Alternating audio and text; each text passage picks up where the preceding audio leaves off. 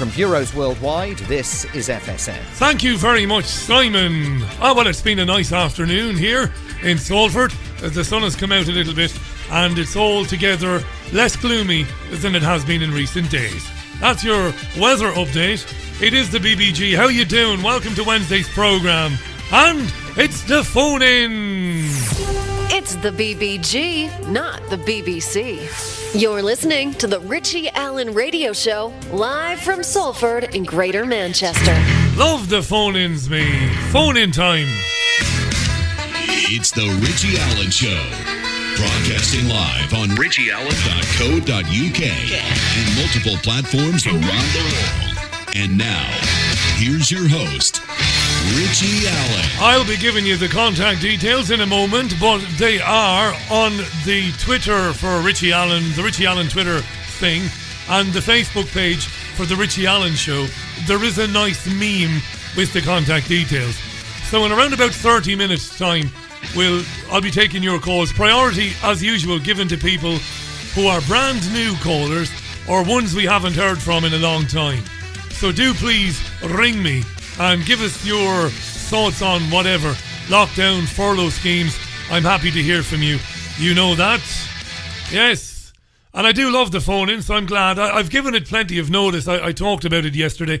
I had the memes running or posting. They were posted yesterday and today and all the rest of it. Let me give you the contact details. Don't waste your time trying to get through now, because I won't even switch it on till just after 5:30, right? Because we've got a news roundup to go through. Do you want the contact details? Here they are. All right. If you are using Skype, this is the best way to reach the BBG. If I ever do start referring to myself in the third person, please kill me. If you want to chat with me via Skype, my Skype handle is Chat with Richie. That's all one word, Chat with Richie, or ICHIE. If you want to phone me in the UK, it is Manchester 0161 818 2018. 0161 818 2018. If you're calling from outside the UK, it is plus 44 161 818 2018. But the meme can be found if you go to twitter.com, look for the Richie Allen Show. Alright? Chat with Richie on Skype. Skype won't cost you a dime. Won't cost you a dime, man. Not even a dime it'll cost you. Well, apart from the electricity and your broadband bills, I suppose. Yeah. Right. What's been happening today? We live in a police state. Nothing new there. I don't think anybody can deny it now. I've been watching civil liberties being eroded steadily over the years, not just here, not just in Ireland, but everywhere, right? And here we are now in 2020, and the country has been in house arrest for 3 months, 100 days, to protect the vulnerable from a virus which isn't much worse than seasonal flu. And all of the statistics bear that out. That isn't my opinion. That is not my slanted, biased view of what's happening. That is a fact. And socialists say, oh, he's going to start that again. I'm not going to start that again. I'm just going to tell you that people who call themselves socialists, people who probably can't even spell it, are cheerleading the news from Airbus, from EasyJet, from John Lewis, from retailers all over the country. The tens of thousands of jobs are gone. What socialist would applaud that? Historically, because I can't think of one. I've been racking my brains. And the furlough scheme, which will destroy firms. Do you even get the furlough scheme? And by you, I mean the fake socialists who want to extend it. Do you even know what it means? Well, what the furlough scheme is you take a firm that's been doing okay, plodding along, just about staying in the black, employing 10 people, 20 people, 50 people, sometimes hundreds of people. You tell them to close, cease trading, and begin to rack up debt because you are no longer trading. Close because of something which isn't much worse than seasonal flu. And we, the government, because we're very, very, very generous, we will borrow billions to pay your staff 80% of their wages. But here's the kicker. When all of this is over, you, the firm that we insisted close your doors, you'll have to pay for it. So bosses of tens of thousands of small businesses in the country were like, well, we were just surviving, just turning over a few bob, just looking after our staff, just about solvent. Now we're fucked, basically. And people calling themselves socialists are calling for that scheme to be extended. And you don't have to be Albert Einstein, you don't have to be a genius to realise that that's going to finish small businesses all over the country. Socialists, rather than hammer the government for introducing the lockdown to begin with, the fake left are hammering the government for not locking down quickly enough or for easing the lockdown. Can you get your head around that? Try and get your head around that. It was a slam dunk for the Labour Party, allegedly the party of the working class. It was a slam dunk for them to insist that no lockdown be introduced. But no, socialism is dead. There's no such thing as socialism in the UK. Labour could have hammered Johnson at the very beginning on the flip-flop done by him and his advisor Neil Ferguson, saying one day this virus is harmful, but it isn't very serious, that we'd have to treat it with caution as we would a seasonal flu. Next day, they were saying we have to stop the economy and put people under house arrest. Now, rather than take that on, the left would rather say we need more lockdown, and they would rather attack the Prime Minister on the basis that his hesitancy cost lives. Now, as a socialist, I have no time for Boris Johnson. Or any of them, really. It's astonishing to me. And I am the last real socialist with a public profile, however limited my public profile might be. I'm the last real socialist standing in the UK today. No socialist, no trade unionist could support what's been happening in this country and what will happen as it gets progressively worse. And today it was announced 11,000 jobs gone. Retail, aviation, John Lewis I mentioned, the snack bar operator Upper Crust, 5,000 jobs going. Airbus will cut 15,000 jobs worldwide, including 1,700 in the UK. Please listen to John Harrison, the chair of Airbus in the UK, talking about 1,700 jobs going here. It's insane because of what he says to the BBC. Listen to John Harrison from Airbus. Just let me first explain, why this is a terrible day for us. 40% reduction in our production and in our deliveries in 2020 and 2021. So, this is an absolute dramatic situation. We're in July. In January, we were planning on delivering 880 aircraft. We were actually having difficulty meeting the demand. So we're in Yeah, you've just got to hear that again. In January, things were looking up. In January, we were planning on delivering 880 aircraft. 880 aircraft. We couldn't keep up with the demand. Our workers were busy as beavers, and they were all doing well. But now we were actually having difficulty meeting the demand.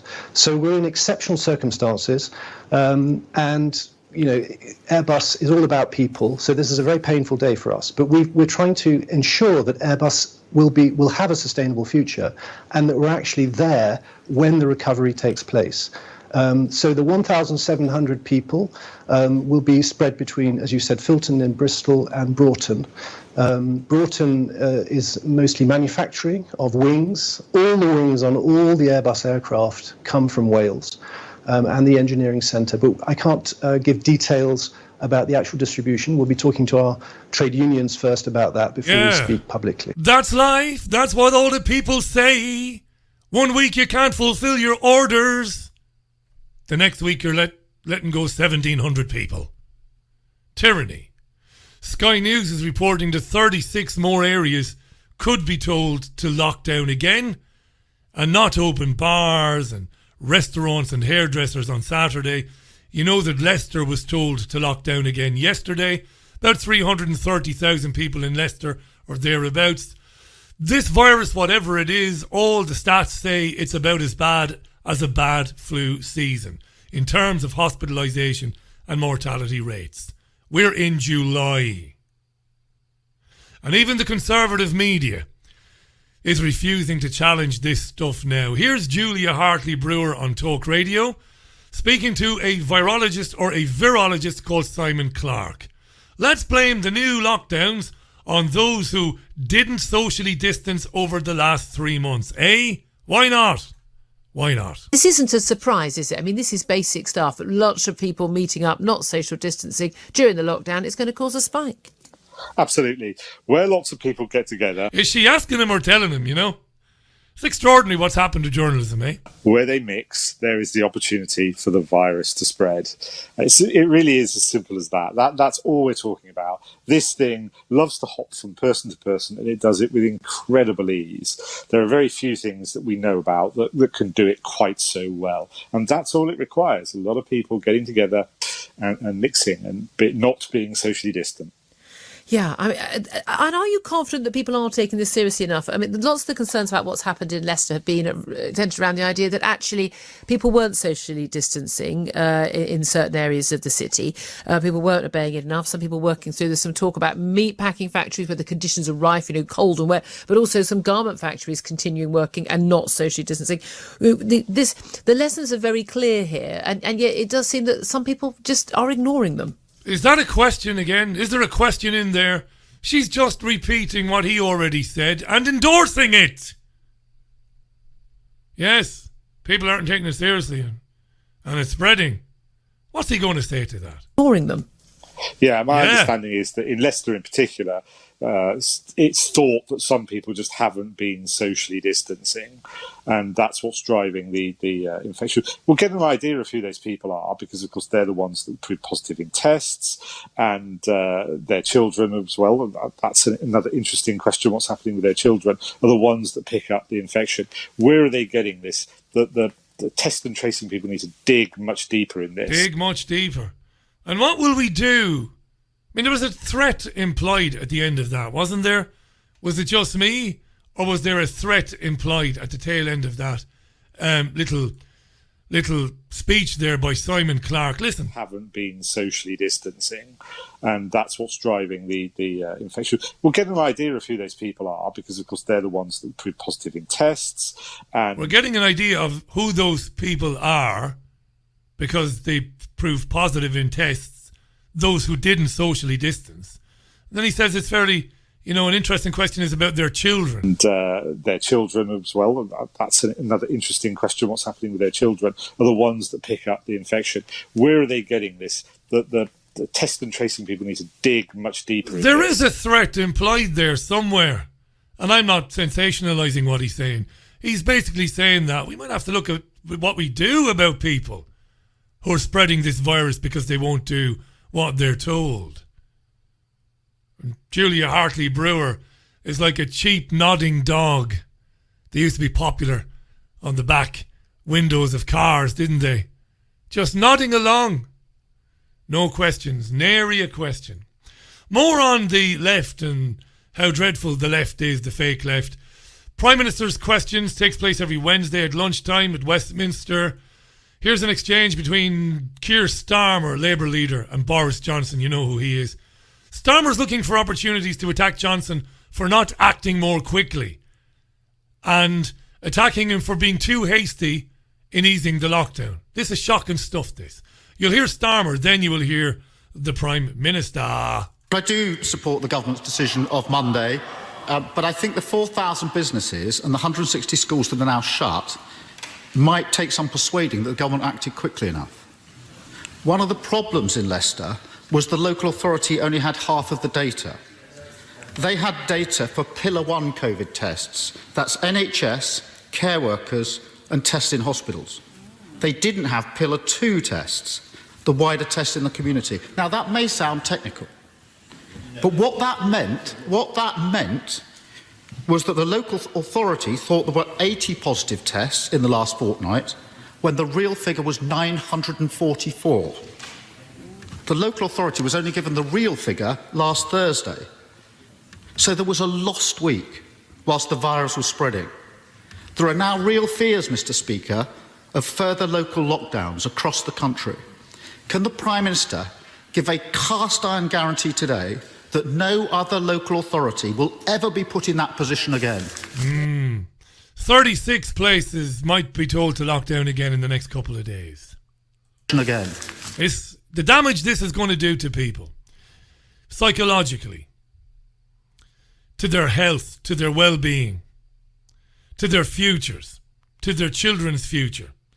And the Labour Party, the so-called party of the worker, is chastising the Prime Minister for putting lives at risk by not locking places down quicker. Yeah. What does Johnson say? Prime Minister. Well, actually, Mr. Speaker, I'm afraid the right honourable gentleman is mistaken, because both Pillar 1 and Pillar 2 data have been shared, not just with Leicester, but with all authorities, Mr. Speaker, across the country. And we did in Leicester exactly what we did, for instance, Mr. Speaker, in Kirklees, or in Bradford, or in Weston-super-Mare, or other places where very effective whack-a-mole strategies have been put in place, for reasons that I think the House will probably understand. There were particular problems in Leicester in implementing the advice and getting people to understand what was necessary to do. But let's face it, we've had to act. The government has acted, and he wants to know whether we'll act in future, Mr. Speaker, to ensure that we protect the health of the entire country. And I can tell him that we will. Absolutely, Mr. Speaker. Yeah, they're planning to keep locking places down until there's nothing left. Sky News spoke with a woman this afternoon from Edinburgh University, a woman called Devi Sridhar. At least that's how I think it's pronounced. She's a professor and chair of global public health at the University of Edinburgh. Just another useful idiot, basically. All day there's been uproar over Donald Trump buying up an antiviral drug. This has been a big story. You heard it in the news at the top of the hour. This drug, remdesivir, which was developed for use against Ebola, but apparently it's useful in helping people recover quickly from coronavirus, right? Gets them back on their feet a few days quicker than they would otherwise be back on their feet. So remdesivir, and Donald Trump, the selfish bastard, has secured the next 3 months' supply of it. And that's been in the news today. So Devi Sridhar from University of Edinburgh Public Health, she was asked, if we win the race to a vaccine, will we in the UK get priority to it? That's important, right? Well, that all has to be negotiated in the hope that would be that actually, different governments did commit at the World Health Assembly this May that vaccines would be a global public good. China committed that if it discovered a vaccine, it would share it with the world. But there's obviously one thing to talk about it and to have rhetoric, and it's another thing to actually see it. So I think what this really shows is the need to have hard conversations, which is how many doses could be manufactured? What is the allocation process? To what countries would it go? How would you roll it out? Because otherwise, once the vaccine is there, it's not like everyone's going to get it the day we figure out that actually it's effective. There's a long process to go from there to making sure that it's manufactured, how it's distributed, and who gets it first when you have the whole world. What? Wait for this now. World, almost 8 billion people. 8 billion people. This is beautiful. This is why I recorded this clip. Couldn't make this up. World, almost 8 billion people looking and saying, actually, we want access to that too. Okay, Dr. Devi Sridhar, good to talk to you. Thanks so much for joining us. And then she says, thanks for coming on. 8 billion people wanted, said the idiot from Edinburgh University. Yeah, thanks for coming on to tell us that. That's lovely. Jesus wept. Before we move on, I've only got one more story for you this afternoon. I'm not going to get into Facebook and advertisers. You know, don't you? There's some of the biggest corporations in the world are suspending their business with Facebook. Advertisers are withdrawing their advertisements from Facebook to encourage Facebook to do more to get rid of hate speech. Yeah, I'm not getting into it because we talked about it too often. You might want to get into it in the phone-in. But I'm going to tell you the contact details now to give you a chance. Don't bother ringing me till I tell you to, by the way, because it's not on yet. But the contact details for the programme, if you should like to speak to me in a few minutes, and I really hope you do. The contact details are very simple. My Skype handle is Chat with Richie. Chat with, or ICHIE, all one word, Chat with Richie. If you're calling inside the UK, it is 0161 818 2018. That's 0161 818 2018. If you are calling from outside the country, it is +44 161 818 2018. But importantly, if you are on Skype, it's the best way to contact me because it doesn't cost you too much. It is Chat with Richie on Skype. There you are. Right. Good job. Ah, well. We try. Today has been a bit more newsy, hasn't it? The old monologue's been a bit more newsy. I do try to make you laugh. I do try to keep your spirits up as best as I can. And there was something this morning which both myself and the oft-mentioned herself or indoors, we laughed pretty hard at this morning. You know that in Florida, they're closing the beaches down for Independence Day weekend. It's like the script from Jaws, isn't it? Martin Brody, Chief Brody, you can't close the beaches down. We got thousands of people coming in from upstate New York.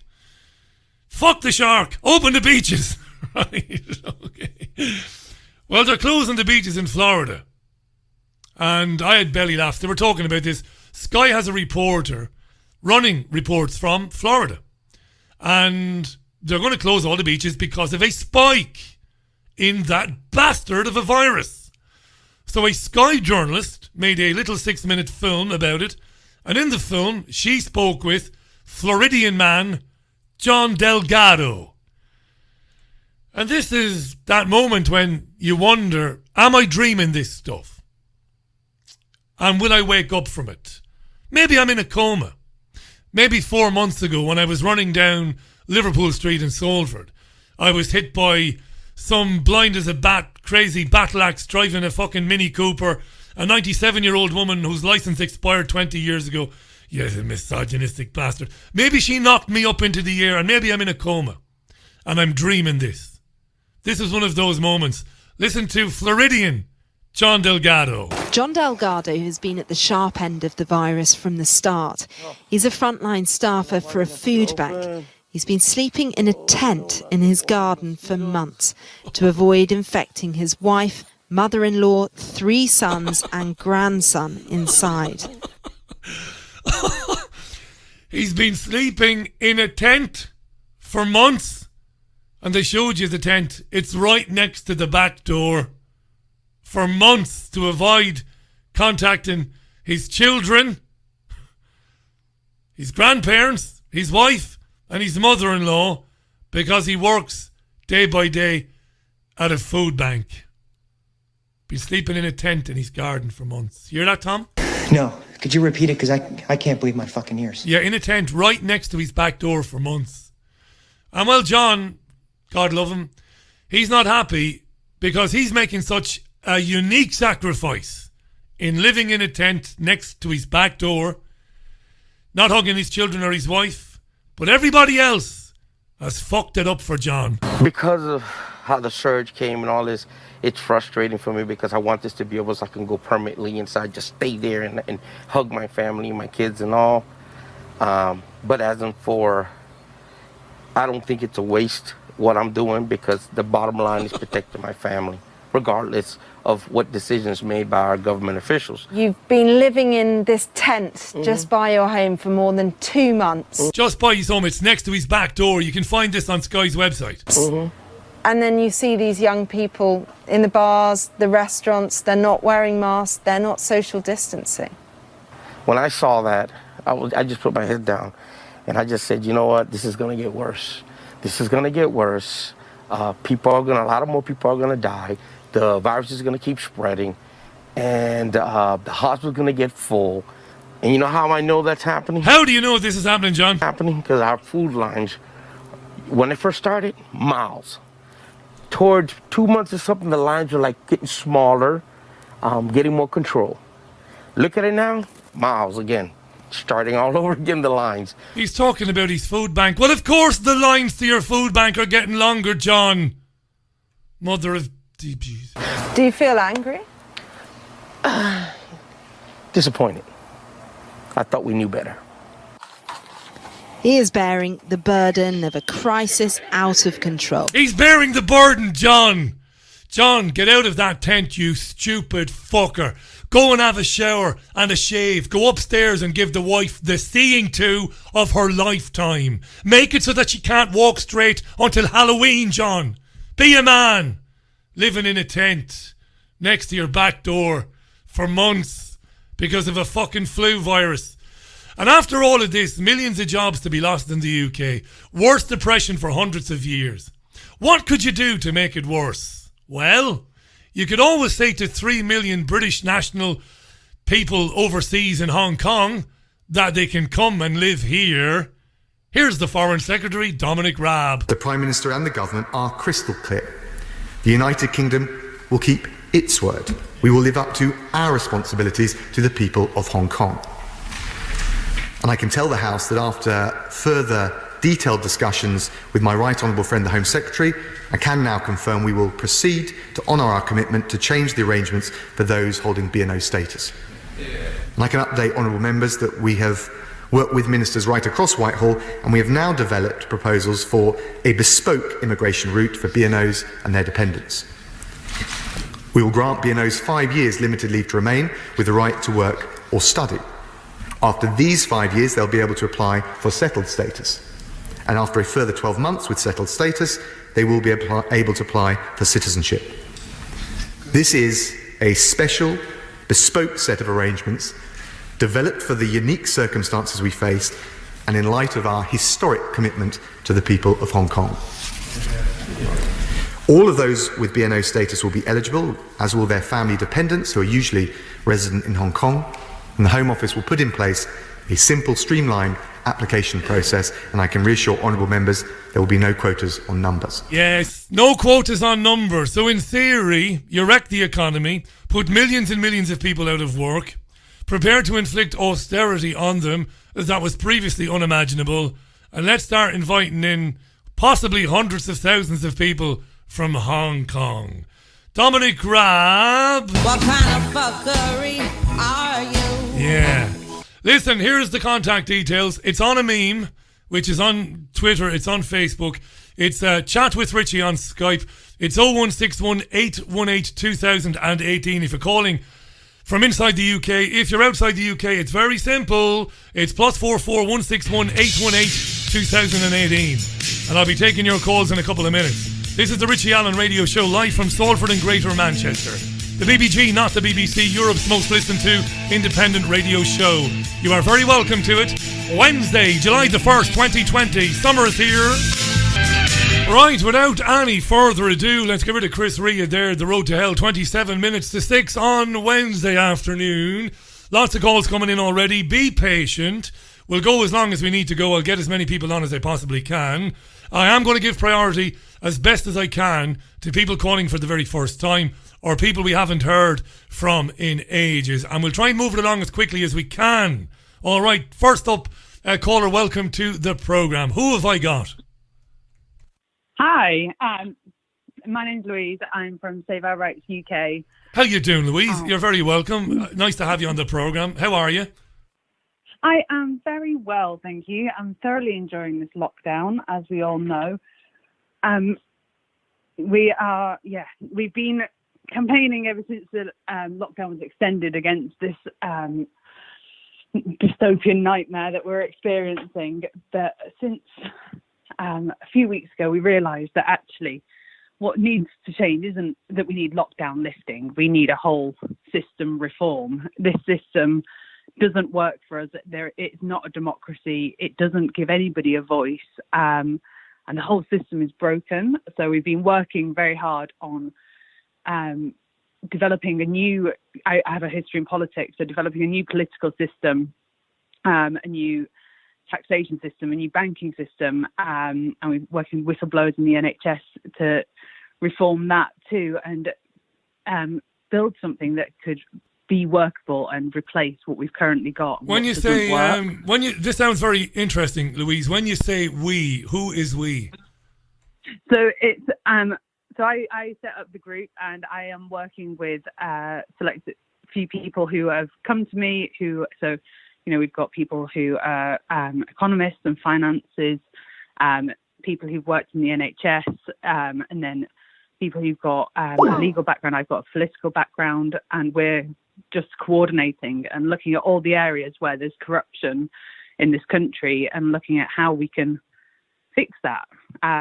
Because until that is fixed and until we have a real democracy, nothing is going to get better, and we can always revert back to this. That's what they've proven. Can you give us, Louise? Can you give us a couple of bullet points, a couple of things that you might do differently, or one or two of the policies that you've been talking about in the group?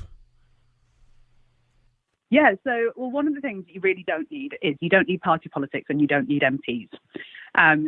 Both are now obsolete and outdated. They were necessary back in the day when people had to, the MPs would trot on their horse back up to Parliament, to give the information, get the information, trot back down to their constituency and pass over the information. We don't need that now.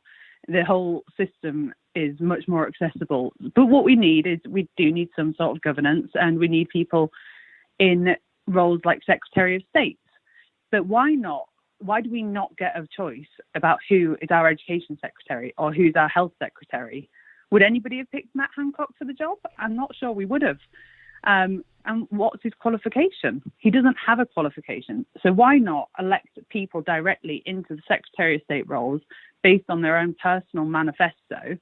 And then because they're elected in on a personal, one individual basis, if they don't stick to it, then they lose their job. Whereas at the moment, people are protected by party politics, because even if you don't like your MP, if they stand for the party that you usually vote for, you're likely to still vote that way. So, and then once they're in, they don't have to listen to you anymore. Whereas if you've elected somebody in directly and on their own individual merits, and then they don't listen to the public, then they won't get in again and they'll lose their job. So they'd be much more accountable. And then also decentralize as much of the governance as possible. Hand it back to the people, give people a voice. The Swiss model is very interesting, and so we're taking, and some of it's reflecting that. But where is it, Louise? Where is this discussion going on? Is it going on social media, Facebook, I'm thinking? Yeah, so I've got a group called Save Our Rights UK. So we've got a Facebook group, there's a Facebook page, a Twitter page, but the majority of it is in the Facebook group. And we've got, so we do like video calls, group video calls. So we've got another one tomorrow night, so that we can discuss what's happening. Right, let me make a deal with you. Let me make a deal with you. This is going to go on too long, right? And I've got dozens of calls coming in, so I'll make a deal with you. Yeah. I'm very interested in this. So I'll get in touch with you and I'll arrange you to come back on the programme with me next week or whenever it's convenient to you, and we'll have a proper chat about it. We'll get people talking about it on Twitter and we can get into it there, because there's obviously a lot to this and I'm genuinely interested in it. But if we carry on, we could be here for 20-25 minutes, and there are a lot of calls trying to get in. So Louise, I'm very interested in that. So thanks for calling in about it. Well, wonderful. Thanks so much. Yeah, and yes, please get in contact. No, I will, and we'll arrange that chat and we'll make time for it on the programme here, and we'll do it properly. Okay? Wonderful. Thanks, Louise. Great. Thanks for your time today. Thanks for calling in. Lovely to hear from you. Yeah, I love stuff like this. I love ideas, solutions. I'm going to take another call on the phone, and then I've got 2 or 3 people on Skype I want to get in. It is, of course, Chat with Richie on Skype, and it is 0161 418 2018 on the telephone. And by the way, if you want to find Louise, she said the group is Save Our Rights UK. Save Our Rights UK on Facebook. If you want to check that out there, we'll get her back in the programme right soon. 21 minutes to the top of the hour. Caller, you are live. Welcome to the programme. Hello, is that me you're talking to, Richie? It is. Is that my friend in America? It is. It's Scottish John here in Austin, Texas. Scottish John. It's been ages, mate. How are you? How are things? I know, yeah. Well, I'll try and be as quick as possible here. I've been having trouble with arthritis for a while. And recently, I was watching one of those Del Bigtree videos, and he did an interview with Dolores Cahill, you know, the professor that's based in Dublin there. That's right, UCD, yeah. And she talked about this hydroxychloroquine and how they tested it on...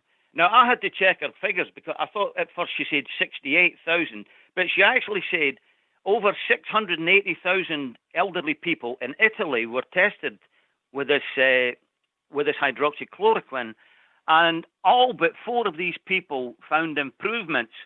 So it just so happened that I had just started a treatment for my arthritis. They were giving me these infusions, and the doctor had already told me before we started, he says, there's a possibility that you could get cancer from this treatment.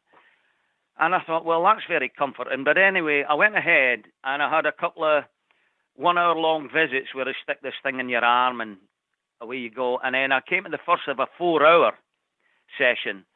And a couple of days after this 4 hour session, I noticed that something was going wrong with my plumbing, Richie. Okay. So I decided to stop this. And I called up my GP, who's someone I've only seen twice, actually, and you'll love his name. Richie, my doctor is called Dr. Cranky. Is that right?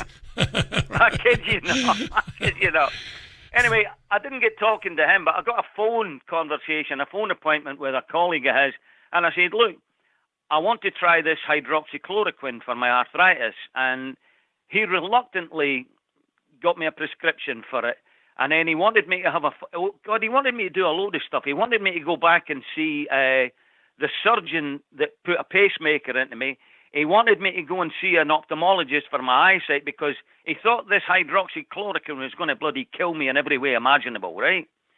So, by the way, just before you go on, for listeners who haven't heard of hydroxychloroquine, it's been in the news quite a bit because the President of the United States endorsed it as being fairly useful in dealing with coronavirus. That's important in case anybody isn't aware of that. And there's been a lot of talk about it. A lot of Donald Trump supporters saying that this is being suppressed. A lot of people say it isn't safe. But this is fascinating. So he reluctantly gave you a prescription for it, but then he told you to get in touch with your other physicians because he thought it was going to do untold damage to your body.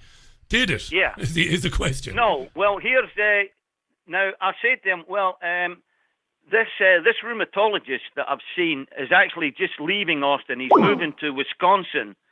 And, he says, we have a rheumatologist here. Why don't you make an appointment? I say, okay, I'll do that. So I'll go down and I see this rheumatologist there at the surgery. And he's a Japanese fella as well, a bit younger than the guy I'd been seeing. Well, this guy turned out to be a bit of an obnoxious bugger, Richie. He told me flat out that he wouldn't prescribe me this hydroxychloroquine again. He didn't want me to have that. But they gave me some tests, and he kept arguing with me. I says, well, I've been diagnosed as having rheumatoid arthritis. And he says, well, it doesn't sound to me like you have. And I said, well, here's a kicker. And I've told this story to a lot of people. I was first diagnosed with rheumatoid arthritis back in 1990 when I was living in London. And I think it was my mother had it bad and my grandmother as well. But anyway, I'd had it for about 2 years, and I happened to be working with a guy one night. He was new. We were doing catering work in a big hotel in London. And here was this new guy, and I got chatting to him. Well, he had this book with him, and it was a translation of ancient Chinese medicine by a fella, and it was called The Tao of Health, Sex, and Longevity. And there was a cure recommended for arthritis was to eat up to 3 pounds of black-seeded grapes for up to 5 days. So I went for the max, Richie. I started on the Monday, ate 3 pounds, chew the seeds, swallow them. By the end of the week, man, I was brand new. I was as clean as a whistle. The arthritis was gone. Black seedless grapes. Seeded. Oh, excuse me, seeded. Black seeded grapes. Yeah, and you chew. The important thing is to chew and swallow the seeds. Now, what happened was years later, fast forward here to 2007, I got married to a girl over here, and I had to go through this little procedure to get permanent resident status, part of which was I had to take 2 vaccinations.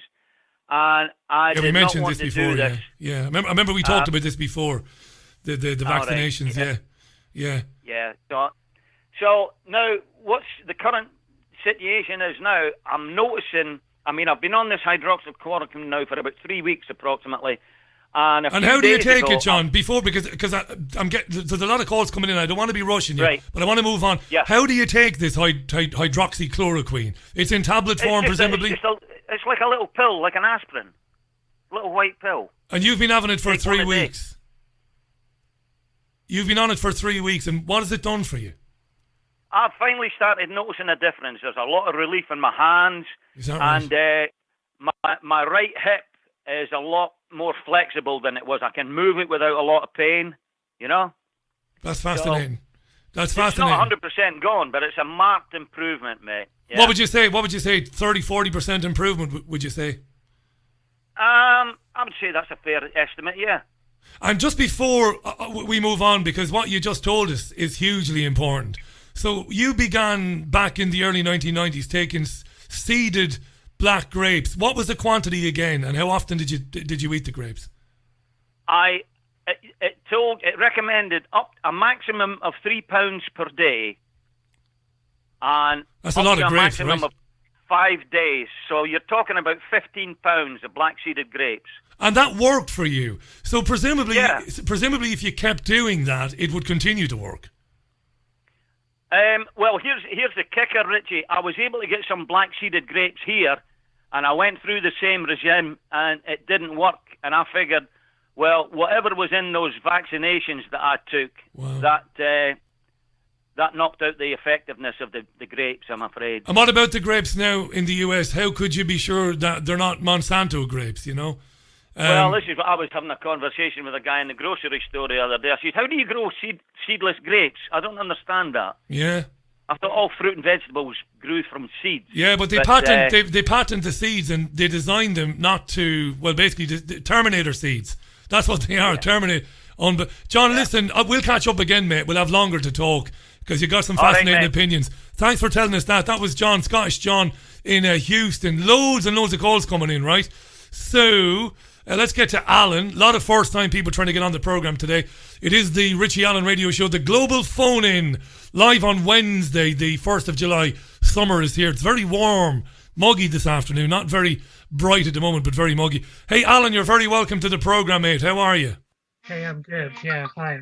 Nice to be with you. Where are you based, my friend? I'm in South London. Oh, you're in South London. I know we tried to get you on before and it didn't work. I'm glad you're on, Alan. The floor is yours, mate. What would you like to say?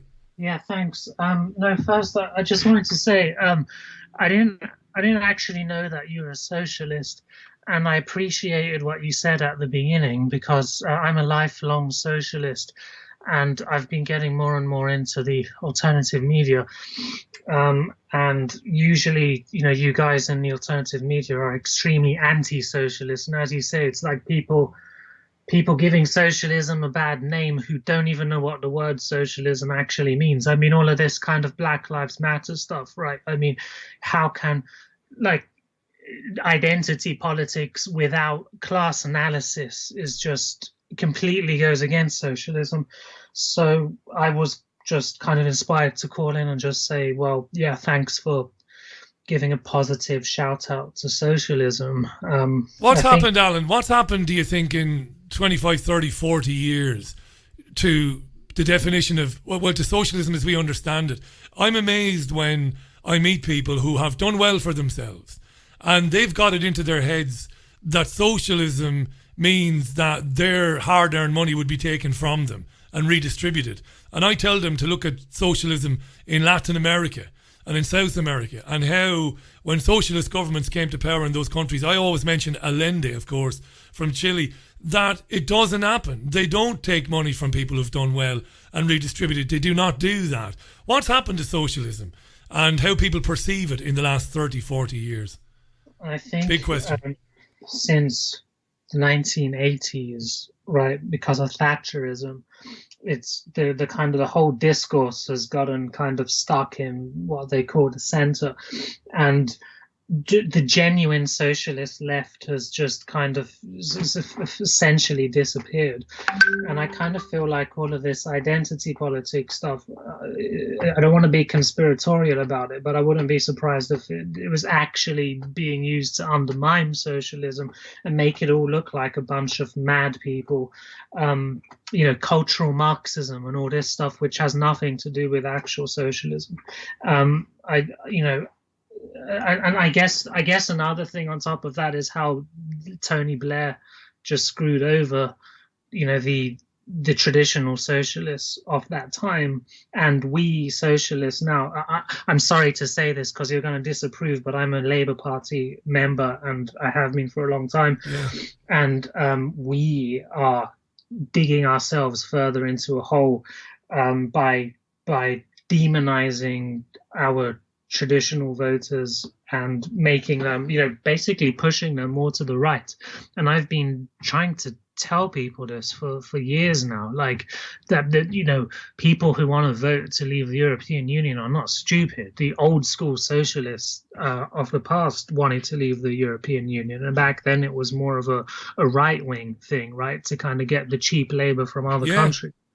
And it's changed, and I tried to explain this to people, but some of them, especially the ones my age, they're so stuck in their mind about like just how stupid and wretched the people we used to call the salt of the earth are, and it really is very dispiriting. And I feel like it's kind of like a divide and conquer strategy, right? Because people like Chuka Umunna, he surely knew that by trying to push the Labour Party to support leaving the European Union, that we were basically going to be screwing the party for the next generation.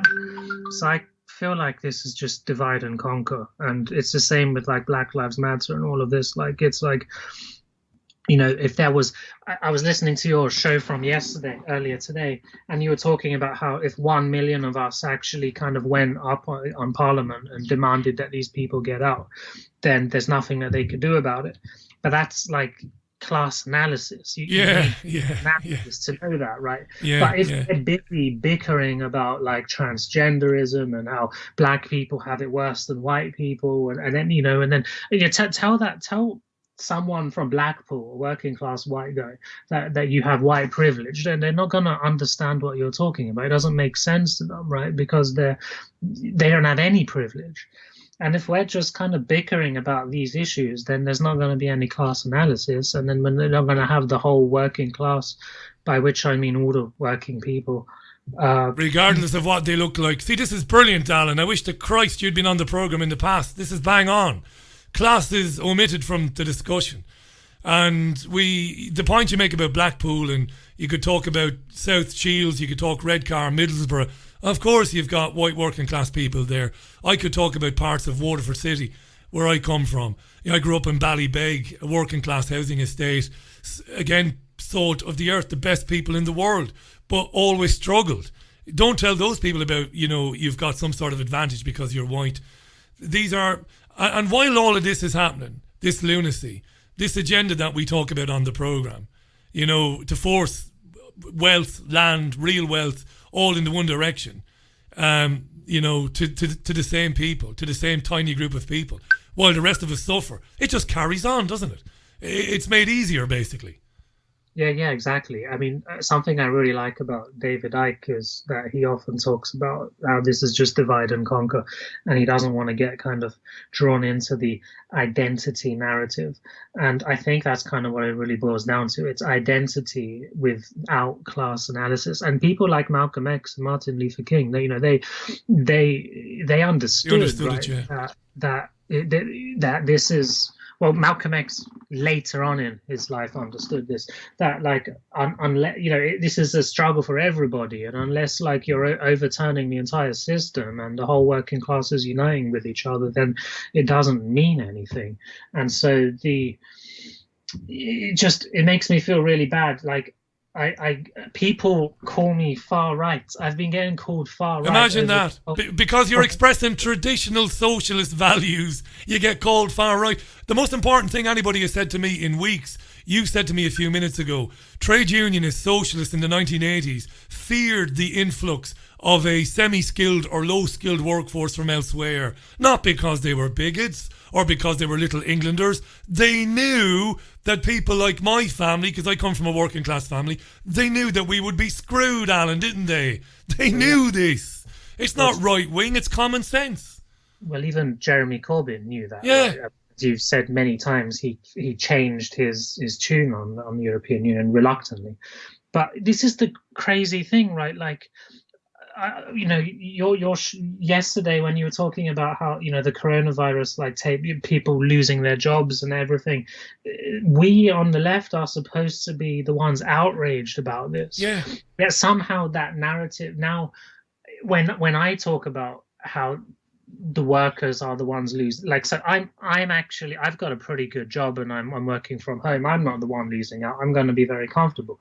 But when I talk about how the people who are going to be damaged the most from this are working class people, they're going to be screwed over. People actually call me far right, and it's just bizarre. I'm not, like, how has this switch happened? It's crazy. So I'm inclined to think that this is probably deliberate, because, like you say, divide and conquer. Like, it must be. And it's working, Alan. It's bloody well working. If you don't mind, I'm going to move it on. I'm thrilled that you came on the programme today. It might be something, I've got your details now. That's something we could explore, because you're obviously experienced. And listen, I don't think any less of you at all that you're a Labour Party member. Why would I? For years, I was a follower of left-wing politicians in Waterford, whether they were Socialist Workers' Party, whether they were the Irish Labour Party, Sinn Féin, of course, the Workers' Party. So no, man, I don't think that I know any more than you. I understand why people like you are still trying to, fight it from the inside, and I respect it, Alan. I really do. And it'll be nice to talk to you again in the very near future, if that's okay. Yeah, of course. I'd love to. Brilliant, Alan. Thanks for getting in touch today. That was Alan. I'd love to spend a lot more time with Alan on this subject, but there's so many calls coming in, and I've got an idea now of where we are call-wise. You often hear me mention on Twitter, when I'm reading the tweets, I often mention Bass Ninja, who's a bass player, a musician. He's never been on the programme, but he's here today, I think. He tweets the programme. He's never been on the phone in. Before we say hello to him, the Skype name is Chat with Richie, all one word, Chat with Richie. The phone number inside the UK is 0161 418 2018, and it is plus 44 161 418 2018 from outside the UK. It's Bass Ninja on the Richie Allen Show. How you doing? I'm not bad there, Richie, mate. Good. My name's Alan, you can call me Alan. How you doing? I was going to ask, Alan, you're welcome. I can probably guess where you are. Where are you? I'm in the mighty town of Liverpool, mate. Jesus Christ. And you're a red too, aren't you? I am, yeah, but I'm not going to bring that up because, I don't want to do that for all the bring it Blues up, and bring it all up. the international audience. Don't really give a shit about football. Best team in country, and thoroughly deserved to win the league. Good to have you on, Alan. Really is, mate. Nice to be putting a voice to the tweets. So you know how it works. You get to say whatever you want, so off you go. Yeah, I just thought I'd call in. It was interesting to listen to the First Lady. That reminded me of the last, say, half an hour of Zeitgeist Addendum. But the reason I've rang up, basically, Rich, is I work in the entertainment industry. Obviously, those who tweet realise I'm a bass player.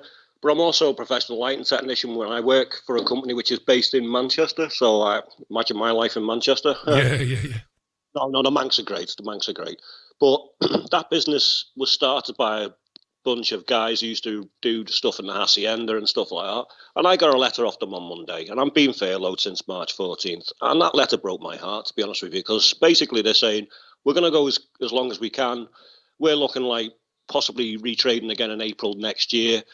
And that just breaks my heart because that business, when I joined it 3 years ago, it was still small. It's grown. It was doing all the Pride festivals for the shame of them. They were doing a Conservative Party for bollocks in Manchester. But hey, money's money. Money's money too, right?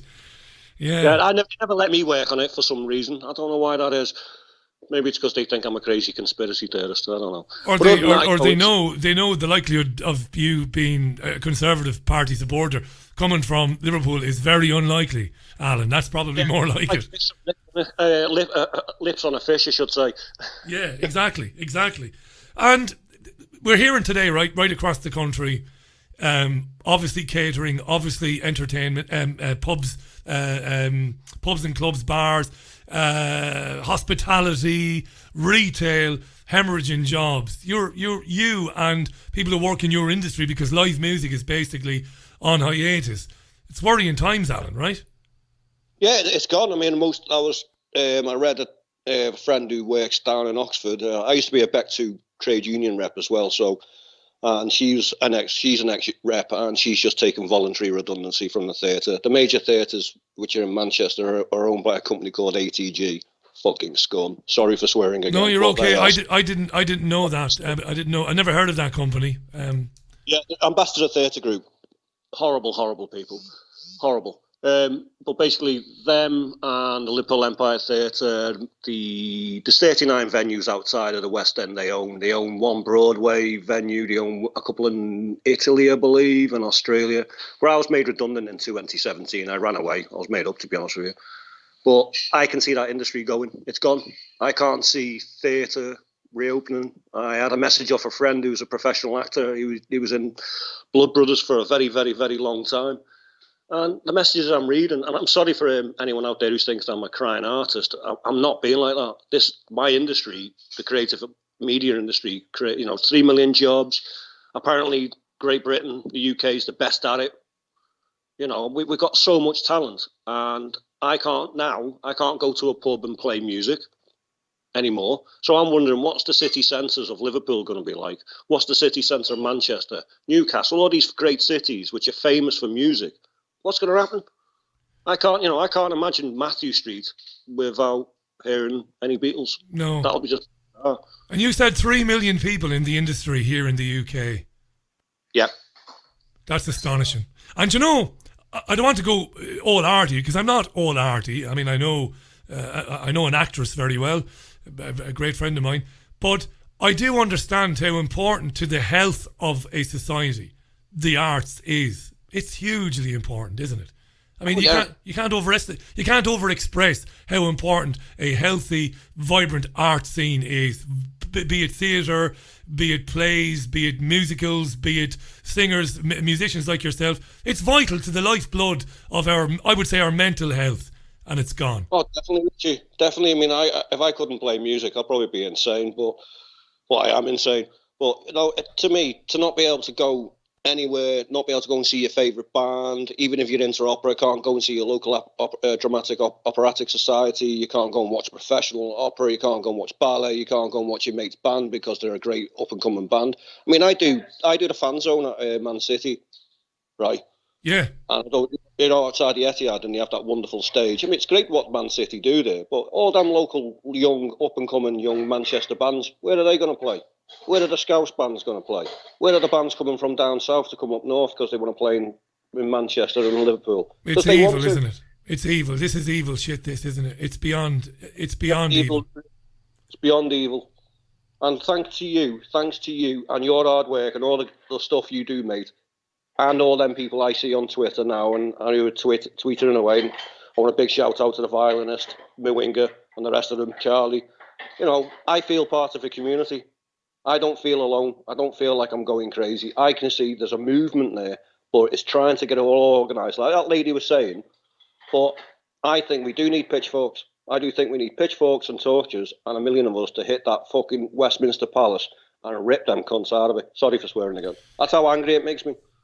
Why haven't people stood up to it? You mentioned all of these venues. I mean, you mentioned a particular group. We won't mention them again. They're not here to defend themselves. But there are lots of people who run venues, and they're hurting bad as well, Alan. And I say this to people who work in retail. Why didn't they tell the government to fuck off? Why? Why didn't they say, no, you're not doing that to us. It'll kill us. We're not going to allow you to kill us. So we're going to say, no, we're going to open our venues. Why didn't they stand up to it? I have no idea. I mean, I personally, I would go and gig I've done a little gig in my garden. I was going to film it, but then like one of my elder neighbours complained, and I thought, I'm going to end up having a 5-0 at my door. I'm not having that. So 5-0, by the way, international people, is Scouse for police. Right. Used to be the busies. It's replaced the busies. No, I'm trying not to say busies because, I'm trying to keep up with the kids. They're saying 5-0 now. It's a different language. The first time I went to Liverpool was donkeys years ago. My schoolboy club went to see Liverpool versus Chelsea. And I didn't want to admit it, but I was really excited because when you're a kid, even though I was a diehard United fan, you're excited to be going to watch football in a big stadium anyway. So we went to watch Liverpool versus Chelsea, and we stayed in the city centre. And some of the terminology, it was great crack, like busies, and I hadn't a clue what was being said to me. But no, it's a fantastic city. I'm Polish, Richie, so I'm continuously translating for it. It's a fantastic place, and until recently, of course, quite often the oft-mentioned future misses, because it's so close, because it's a lovely place, Liverpool. We've often driven the short journey across to the pool and enjoyed ourselves and had a nice lunch and had a few beers. Before I start taking other calls, don't imagine that it's gone for good live entertainment and theatre. It can't be, Alan. It can't be. I'm trying not to think that way, Richie, mate. I'm trying not to, but I relied on that. My little pub gigs and weddings. I was getting paid well to do that. I was only doing a duo, even though I was running a little soul band for a while. But me and my mate were doing well, and now it's gone. I mean, he's still got his job because he's a mental health professional, but he said it's. Well, he's going to be in business. He's going to be in business, isn't he? He works in a secure unit looking after. Yeah, and they'll be turning them away in their droves. Jean Ann, the great Jean Ann Crowley, listening to you, she's fascinated while listening to you, Alan, and she said to me just now, the Greeks built their theatres next to their hospitals. And why? Because they considered theatre to be the hospital of the spirit. It is vital to the lifeblood. Oh, she's bang on. She's spot on there. I know you've got loads of heads to get on, Richie, so I'm going to go. Anytime you want to come back, Alan, come back, mate. It's great to put a voice to the name. And thanks for being nice about the programme and getting involved and spreading it around. I really appreciate that. And I do, more than you know. I want to get weighed in properly again. I'll ping you some more money. I hope you're back in business soon, mate. I really mean that. Thanks so much. I hope so as well. Cheers, Alan. Take it easy, Richie. Wasn't that lovely to hear from Alan there? And I'm gonna what I'm gonna do here now is try and figure out the order, because I have a lot of calls, right, that are lined up, and I've been watching very carefully as people have been trying to get in. And Anthony wanted to call in and sent me a request very, very early on. I think it's Anthony. It might not be Anthony. You get usernames on Skype and on Twitter, and you don't know who you're going to be talking to. Let's welcome him. Is it Anthony, by the way? It is, mate, yeah. Anthony, welcome to the... I'm so glad I got you on, because you were one of the first ones to try to get on today. How are you, my friend, and where are you in the country? I'm great, mate. It's great to be on the show. Thanks for, you're a gent. for all you do. Not at all. Where are you today? Where are you based, if you don't mind me asking? North Lincolnshire. North Lincolnshire, nice part of the world, it must be said. Well, listen, you're welcome, and thanks for connecting with the programme today. You've got the floor, and you can basically take the direction you'd like. So go ahead, Anthony. What would you like to say? It was mainly just to thank you for all you're doing and exposing a lot of the things that's going on. I only sort of found out about your show when the lockdown kicked in. I think I've been interacting with Mark Bierski for a number of years, and I think he must have shared it. So yeah, I only came across it from then. And sort of something you said yesterday and the conversation you had today about socialism, it made me realise that I'd not gone crazy. Because when I was younger, my sort of political hero used to be the likes of Tony Benn. Yeah. And he used to be sort of hardcore Labour, but then all sort of my core beliefs seem to have shifted, if you know what I mean. They no longer seem to be what Labour's all about, and sort of what you would consider to be sort of more left-wing, if you like, seems to have gone over to the other side, but sort of been anti-EU and stuff like that. So you find yourself like Alan from South London earlier on. People start accusing you of being a conservative because of opinions that were standard beliefs for socialists and trade unionists, right? Yeah, definitely. Yeah. But a bit like the lady was saying as well, the first caller, I think the Louise, yeah. The time of duality, the sort of left and right, I think that needs to come to an end now. It needs to be, it's maybe a little bit woo-woo, but it needs to be sort of more heart-based approach to it than sort of the egocentric way things have been run. And one thing I wanted to ask, I know there appears to be like lots of chaos and everything, and when you're thinking about it all in your head, it seems like everything is going a little bit to shit. But do you also have a feeling, sort of more in your heart maybe, that things are changing? Like seems to be more and more people waking up to what's going on and stuff like that. I just wondered what you thought of that. Kind of on a daily basis, it kind of changes. I've had some bad days of late, where I've thought that we're basically screwed. But then, Anthony, you come across people doing really nice things for people. You mentioned Mark Boyerski. Mark is one of a few people whom I know who spends a lot of time doing very benevolent things, at quite often at a cost to himself.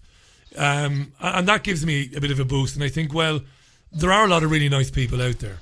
And I think you're right. A lot of people, maybe because of the lockdown, are maybe beginning to see things they hadn't seen before. So it's kind of a day-by-day basis. I change my mind as often as I change my undergarments, as it were, Anthony, But you sound yourself like you're optimistic. You think that the glass is maybe more half full than half empty. Yeah, it's a little bit like that. A bit the same as you. I have good days and bad days. I mean, you see some things like what's going on in Leicester, and you just can't wrap your head around how people are just accepting it. I mean, they even had the mayor on who said the reason they've got more positive tests is because they've tested more people than anywhere else. And you see people accepting that, but then you'll see something else where people are just saying that it's complete nonsense, or people are helping people out who are struggling and things like that. I think it's a little bit of a mix. How's it affected you, Anthony? If you don't mind me asking, you don't have to answer this, of course, but when this all began, what has it meant for you personally, this lockdown? It's been, the biggest concern for me has been the effect it's having on my daughter, because obviously her school closed. My partner's, she's a teacher, so she was on furlough. I work for a family business. I was furloughed. We've been affected a bit financially, but obviously we're a lot luckier than some people. But it's been more trying to shield my daughter from it and not getting into any of this nonsense, not being afraid of people and stuff like that. Right. I don't want to get into any of that. So that's really interesting. It's really interesting you saying that, Anthony, because we've obviously heard many of us who look at things with a different perspective. We know people in our neighbourhoods and we do listen to them and we do look at their experiences. And one of my neighbours has told me that his daughter is scared of people and is terrified of catching a bug and then maybe giving it to Granny and killing Granny. And that's a dreadful thing, that. And it's very interesting you saying that you've taken measures to try and avoid your daughter, hearing that sort of thing. It can't be easy, that. It is difficult. It is difficult, but I've sort of said from day one, I was like, look, it's me and my partner who decide who comes in the house. It's not the government who tells us. It's us who decide who we go see and who we can hug and who we can shake hands with and things like that. It's our decision. So I've been trying to instill that into her a little bit, as much as I can. Not having children ourselves, I wouldn't know, what it's like. I'm going to jump into some more calls, Anthony. Let me first of all thank you for finding the programme. I really appreciate that you do listen and that you called in today. And thanks to Mark Boyerski for introducing you to it. Terrific bloke, Mark. Can't speak highly enough about him and what he does for people. And I hope you'll stay in touch with us, Anthony. And I wish you all the very best, mate. I really do. Yeah, definitely. I'll stay in touch, mate. And if you're looking for an interesting guest who's got a different sort of slant on Trump and what's going on with all this COVID thing, there's a guy called Charles Ward on YouTube. I don't know if you've seen him, but I think he would make a good guest on the show one day. Let me just make a note of it there. I haven't actually come across Charles, no, but I'll get straight onto it, because you're always looking, when you do shows like this, you're always looking to bring on brand new people that you've never heard from before. So I'll check him out, Anthony. That's a promise, and we'll extend an invite to him. Thanks, mate, for coming on. I really enjoyed meeting you. Yeah, all the best, mate. Cheers, Anthony. That was Anthony there in North Lincolnshire. I'm pretty sure he said North Lincolnshire. We're off to Florida now, believe it or not. We're off to Florida. And a pal of mine who is very good in terms of sending me information that I can use during the programme. And he's been involved in the anti-war movement and peace activism in Florida and on the east coast of the United States for many, many years. And he's a great connector of people. He's a great connector of people, connecting journalists with activists. And he came on this programme about 3 years ago. And he was brilliant on the programme. He should have been back since then. But he's busy in his own job. Let's welcome back to the show Phil Restino, my accountant friend in Florida. Hey, Phil, welcome back. How are you? Hi, Richie. Can you hear me okay? You sound brilliant. You sound like you're in the next room. Thank you. I'm glad you're allowing for calls in. The show's always good. Calls or no calls. I try never to miss the show. But I'm here in Florida, and we've got the July 4th Independence Day weekend, which is the number one weekend out of the whole year where people go to the beach and barbecue. And you mentioned earlier in the show, they lock down the beaches. They're not letting people go to the beach. Incredible. The fresh air, the wind, the water, the sea. It's I feel like screaming, Richie, with this lockdown and the masks and it's only getting worse over here, it seems. Imagine the irony, Phil. Independence Day weekend. Yes. But you can't go to the beaches because you might get a virus from somebody.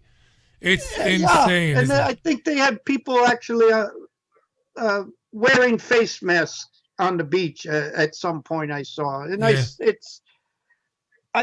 it's how do we fight this? You know, we have a governor, God bless him, that doesn't want to close the state down. But what's happening is the different counties, they're making these mandates, county by county. And our county started last week, and I'll be damned, I'm not wearing one of these masks. And I guess I'll handle it if I'm ever called on it, you know. Too right, Phil. Hey, listen, you're educating our listeners now, right now. This is important. So your governor wants to keep the state open because obviously businesses need to survive. But the individual counties in Florida, they retain the right to basically overrule the governor. Is that right? Each individual county can make its own mind. Yes. That's correct. And as well as cities and towns. And there's a group here in Central Florida called Reopen Florida, and it's on the Facebook somewhere. I'm in touch with a few of them, and what they've done is they've gone to different counties and the commissions and spoken out against the upcoming lockdowns and mandated face mask wearing.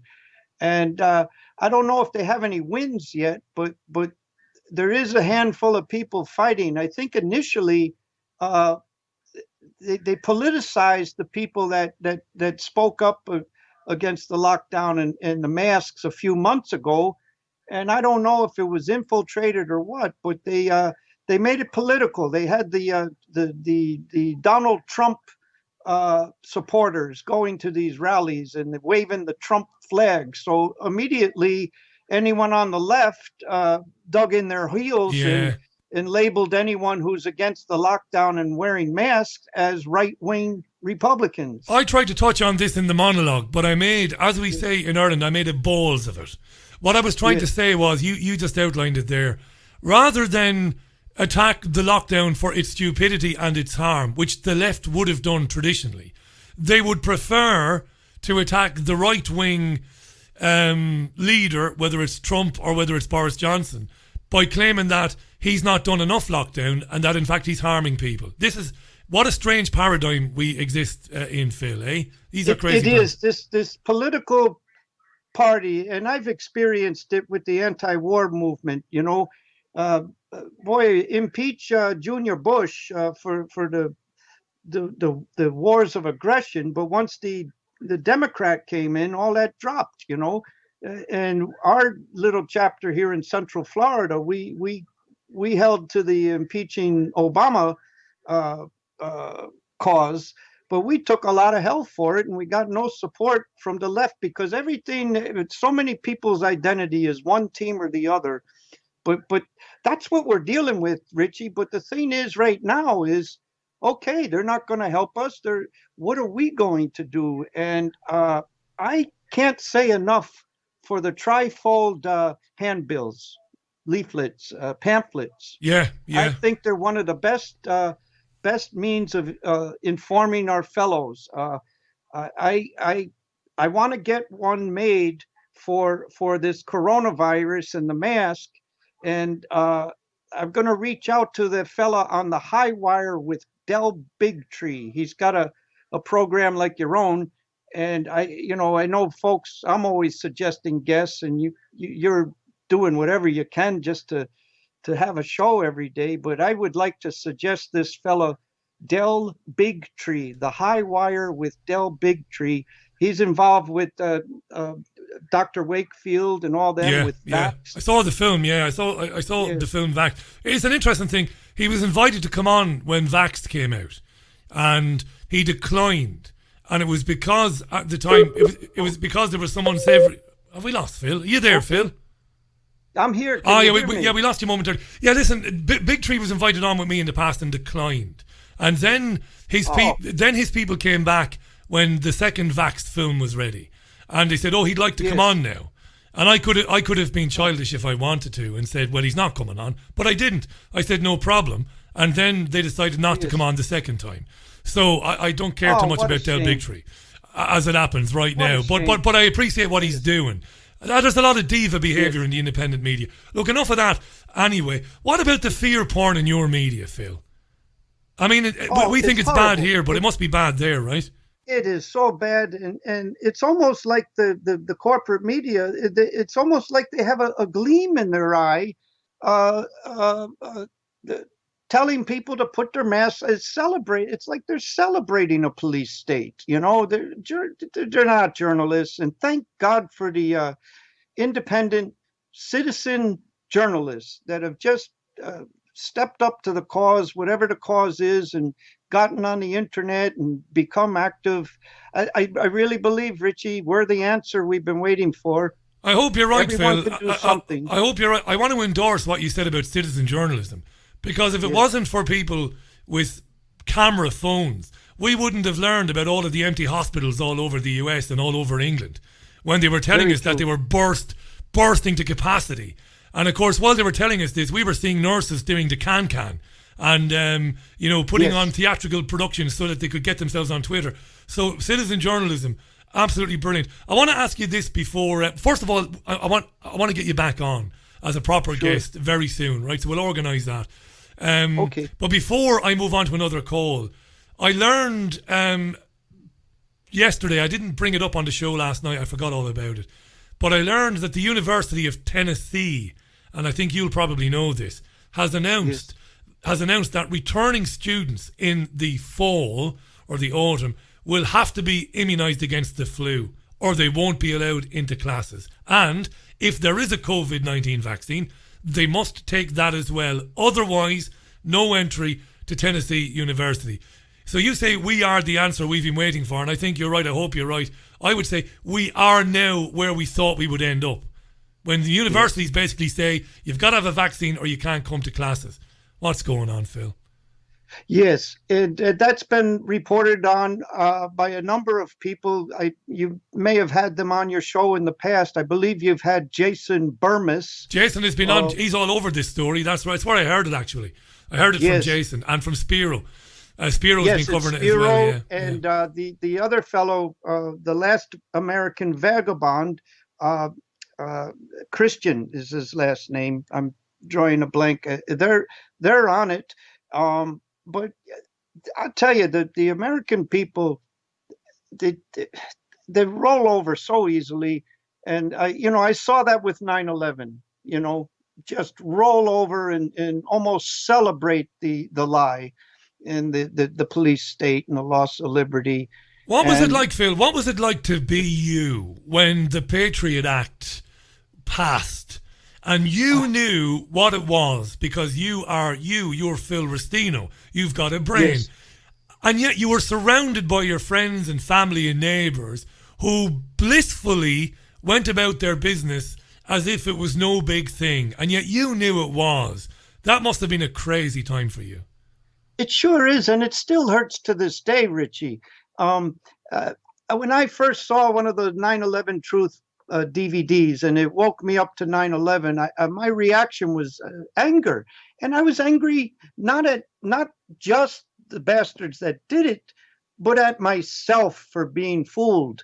And I thought I had to show my family and friends. We had to show people.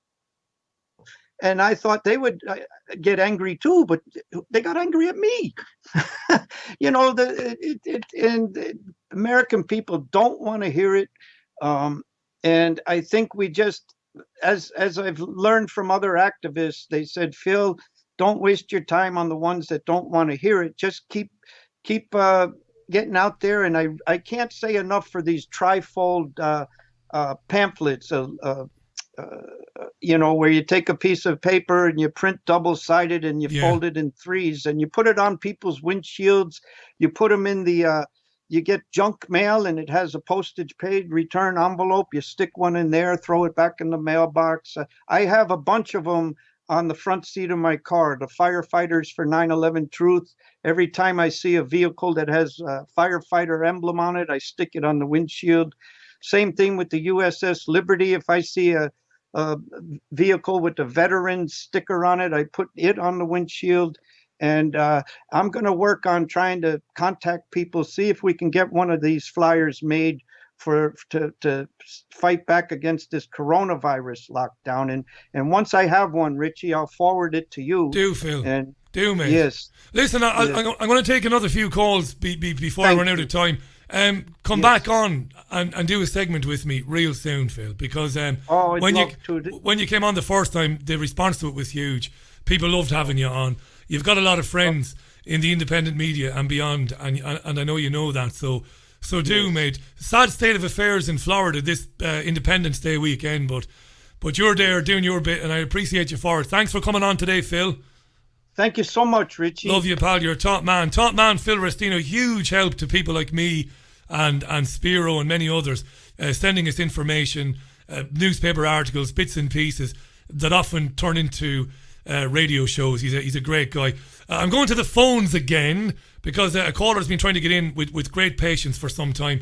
Before I take the caller on, let me give you a time check. 27 minutes past 6. It is Wednesday's programme, July 1st, 2020. Give you a heads up, Mark Collett, the author and conservative commentator, will be on the programme with me tomorrow. He'll be among the guests. I will have a couple of guests tomorrow, Thursday. And there's still time between now and the top of the hour. If you want to come on and talk with me today, the Skype name is Chat with Richie.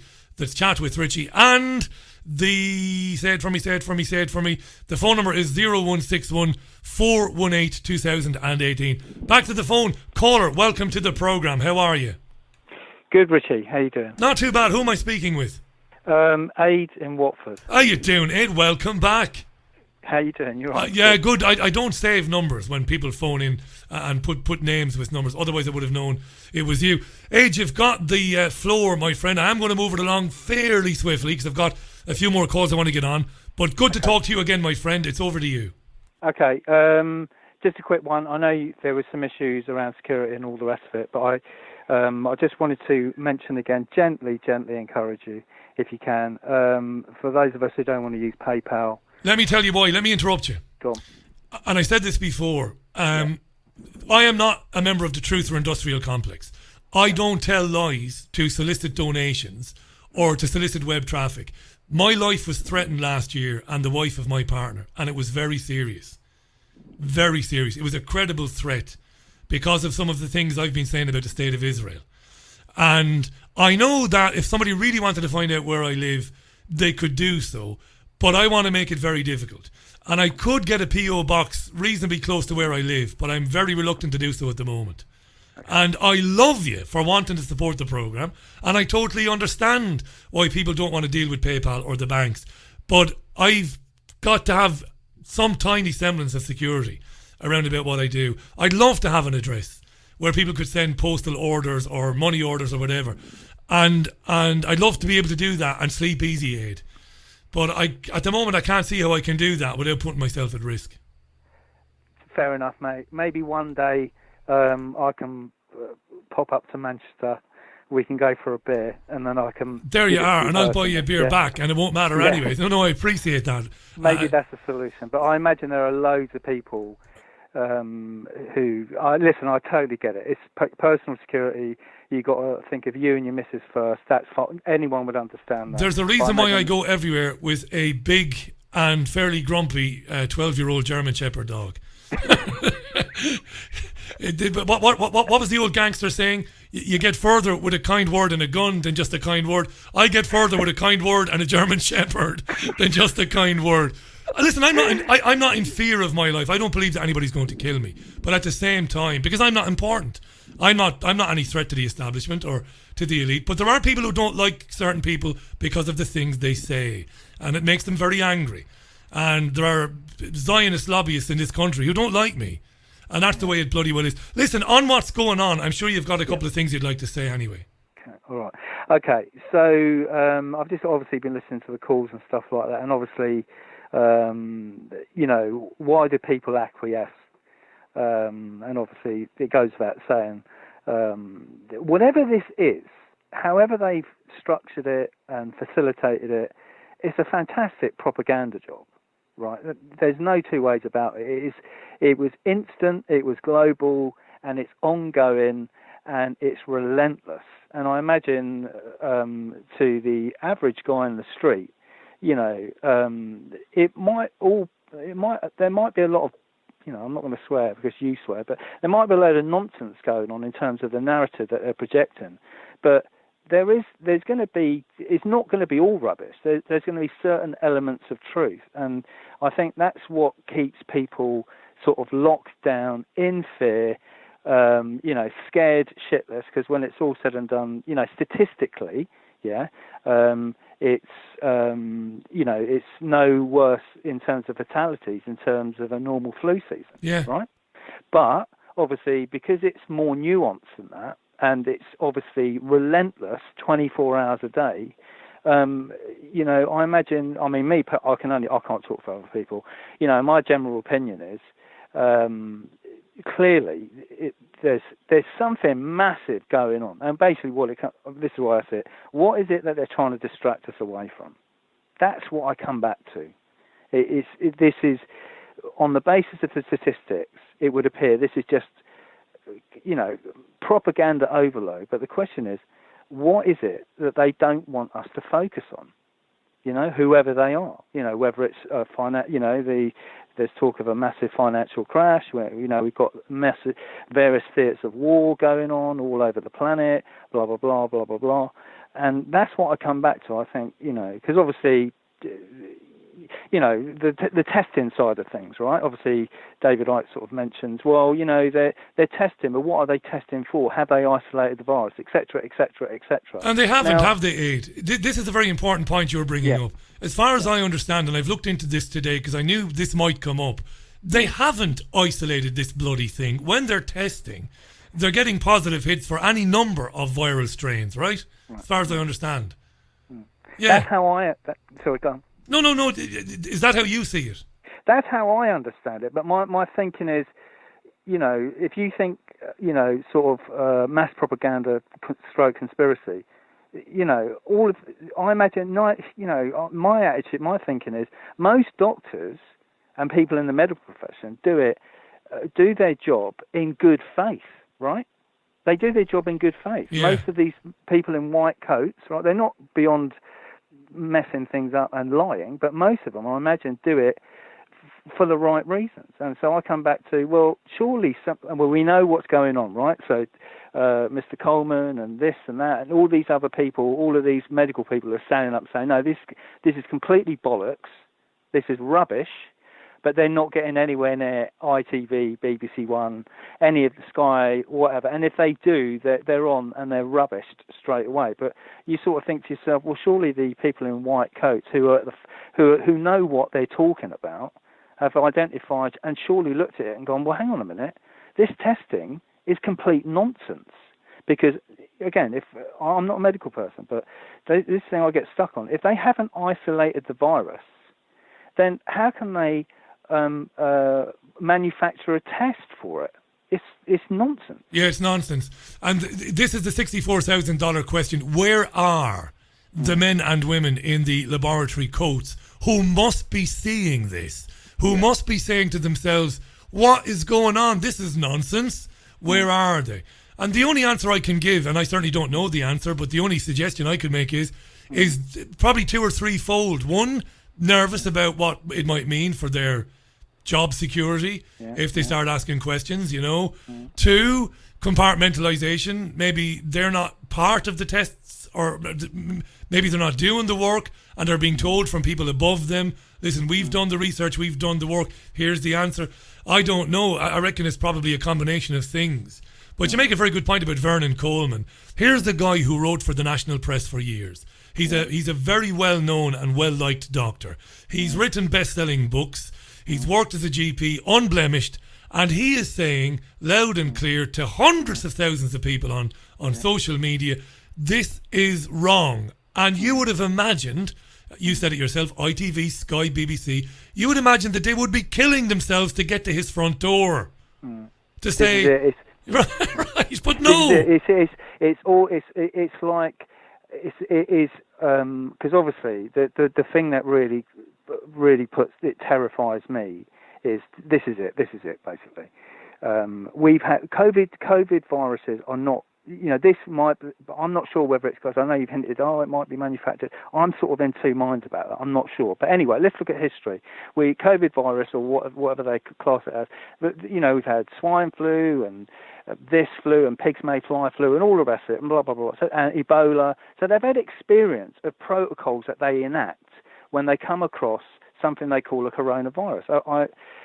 So it's not like they had no idea what they were dealing with. It might be unique, a new virus, but the protocols would have been more or less the same. But they were discharging people from hospital and putting them straight into old people's homes. That was sick. And they were saying, They must have known. I'm sorry. When it winds me up, it drives me more than that. When they go, it was a mistake. And I'm sorry, no, this isn't a mistake. At the very least, this is manslaughter. That's what Vernon Coleman says. Yeah, Vernon Coleman says they knew when they said they needed to free up the beds in the hospitals, so they needed to send the geriatrics out of the hospitals and into care homes. He's convinced that they knew what the consequences would be, because you've got people in care homes, their health is compromised, they're older people, they're run down. The last thing in the world they need is like a bloody grenade being thrown into the place.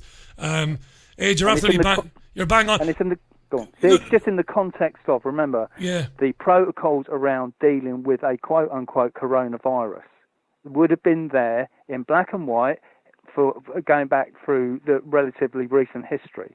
So that's where I focus on that. I go, well, hang on. If it was Ebola, if they were diagnosed with Ebola, they wouldn't be sending them back to the fucking care home, right? Yeah, they wouldn't. Coronavirus. Yeah. Why are you sending them back to? And that's the thing. I look at that and I go, that's proper psychopathic. Well, you can't claim it was a mistake. I'm sorry, I don't care. Let's tell you what we'll do, because I believe Dean Smith is trying to get through now. Dean has been on with me, but it's a long time. Dean has run and does run a care home. Yeah. So I'm going to get him on. I remember listening to you. Because he's obviously got something to say about this. Yeah, Ed, thanks for coming on, mate. Good to hear from you. Next time I'm in Manchester. We'll have a pint, mate. If we can get into a bar without wearing a bloody gimp suit, that was Aid there in Watford. Nice to hear from Aid again. Now, Dean Smith is a friend of the programmes. He's not spoken on the phone in for a long time. And of course, he knows all about care homes. Let's get Dean on. It's 21 minutes to the top of the hour. This is the Richie Allen Radio Show, the global phone-in. I love these phone-ins. Nice to be doing them. Good to be hearing from you. We'll give Dean a minute to get ready there. I did tell him a few minutes and then I rang him immediately. That's the sort of thing I do. We'll speak in a few minutes and then I rang him straight away. Dean, are you there? Hello, yes, mate. Hey, it's good to have you back on, mate. It's been ages. It's been a while. It's been a while, and no better man to talk to about what the policy of sending senior citizens out of hospitals into care homes, what that policy would have meant for people in care homes around the country. Over to you. What do you think? Well, to be honest, mate, it didn't really affect me so much because my care home's LD unit. So I do have elderly, but it's a real mixed bunch. So yeah, and I've been following you on Twitter. I know that it didn't affect you personally, but working with elderly people and people with obviously underlying conditions, you would have known, just from you being you, what it would have meant for other care homes around the country. It was obviously a crazy thing to do. Yeah, for sure. I mean, they were releasing people with the suspected virus, getting people back into the care homes, which clearly was a massive high risk for the people that were living there anyway, and for the staff. So with the elderly, it was huge. It was a massive problem, which has been, clearly highlighted throughout the media, the mainstream media, let alone the other media. But yeah, it was a massive problem for a lot of care homes. Not so much in my area. I mean, we've been quite lucky where my care home is, which is it's in Grimsby. I live in Sheffield, but it's in Grimsby. So the North East Links area has done fared pretty well, to be honest. So it's difficult to say from that sort of from the angle of some care homes. I know. I think it's my one of my nieces that works in a care home in Sheffield lost 18 residents within a 2-week space. 18 people died in the care home she works. My God. Yeah, because basically, as you well know, doctors have not been attending. People have not been getting their routine appointments. I know in certain areas as well, they've had medication supply shortages and stuff like that.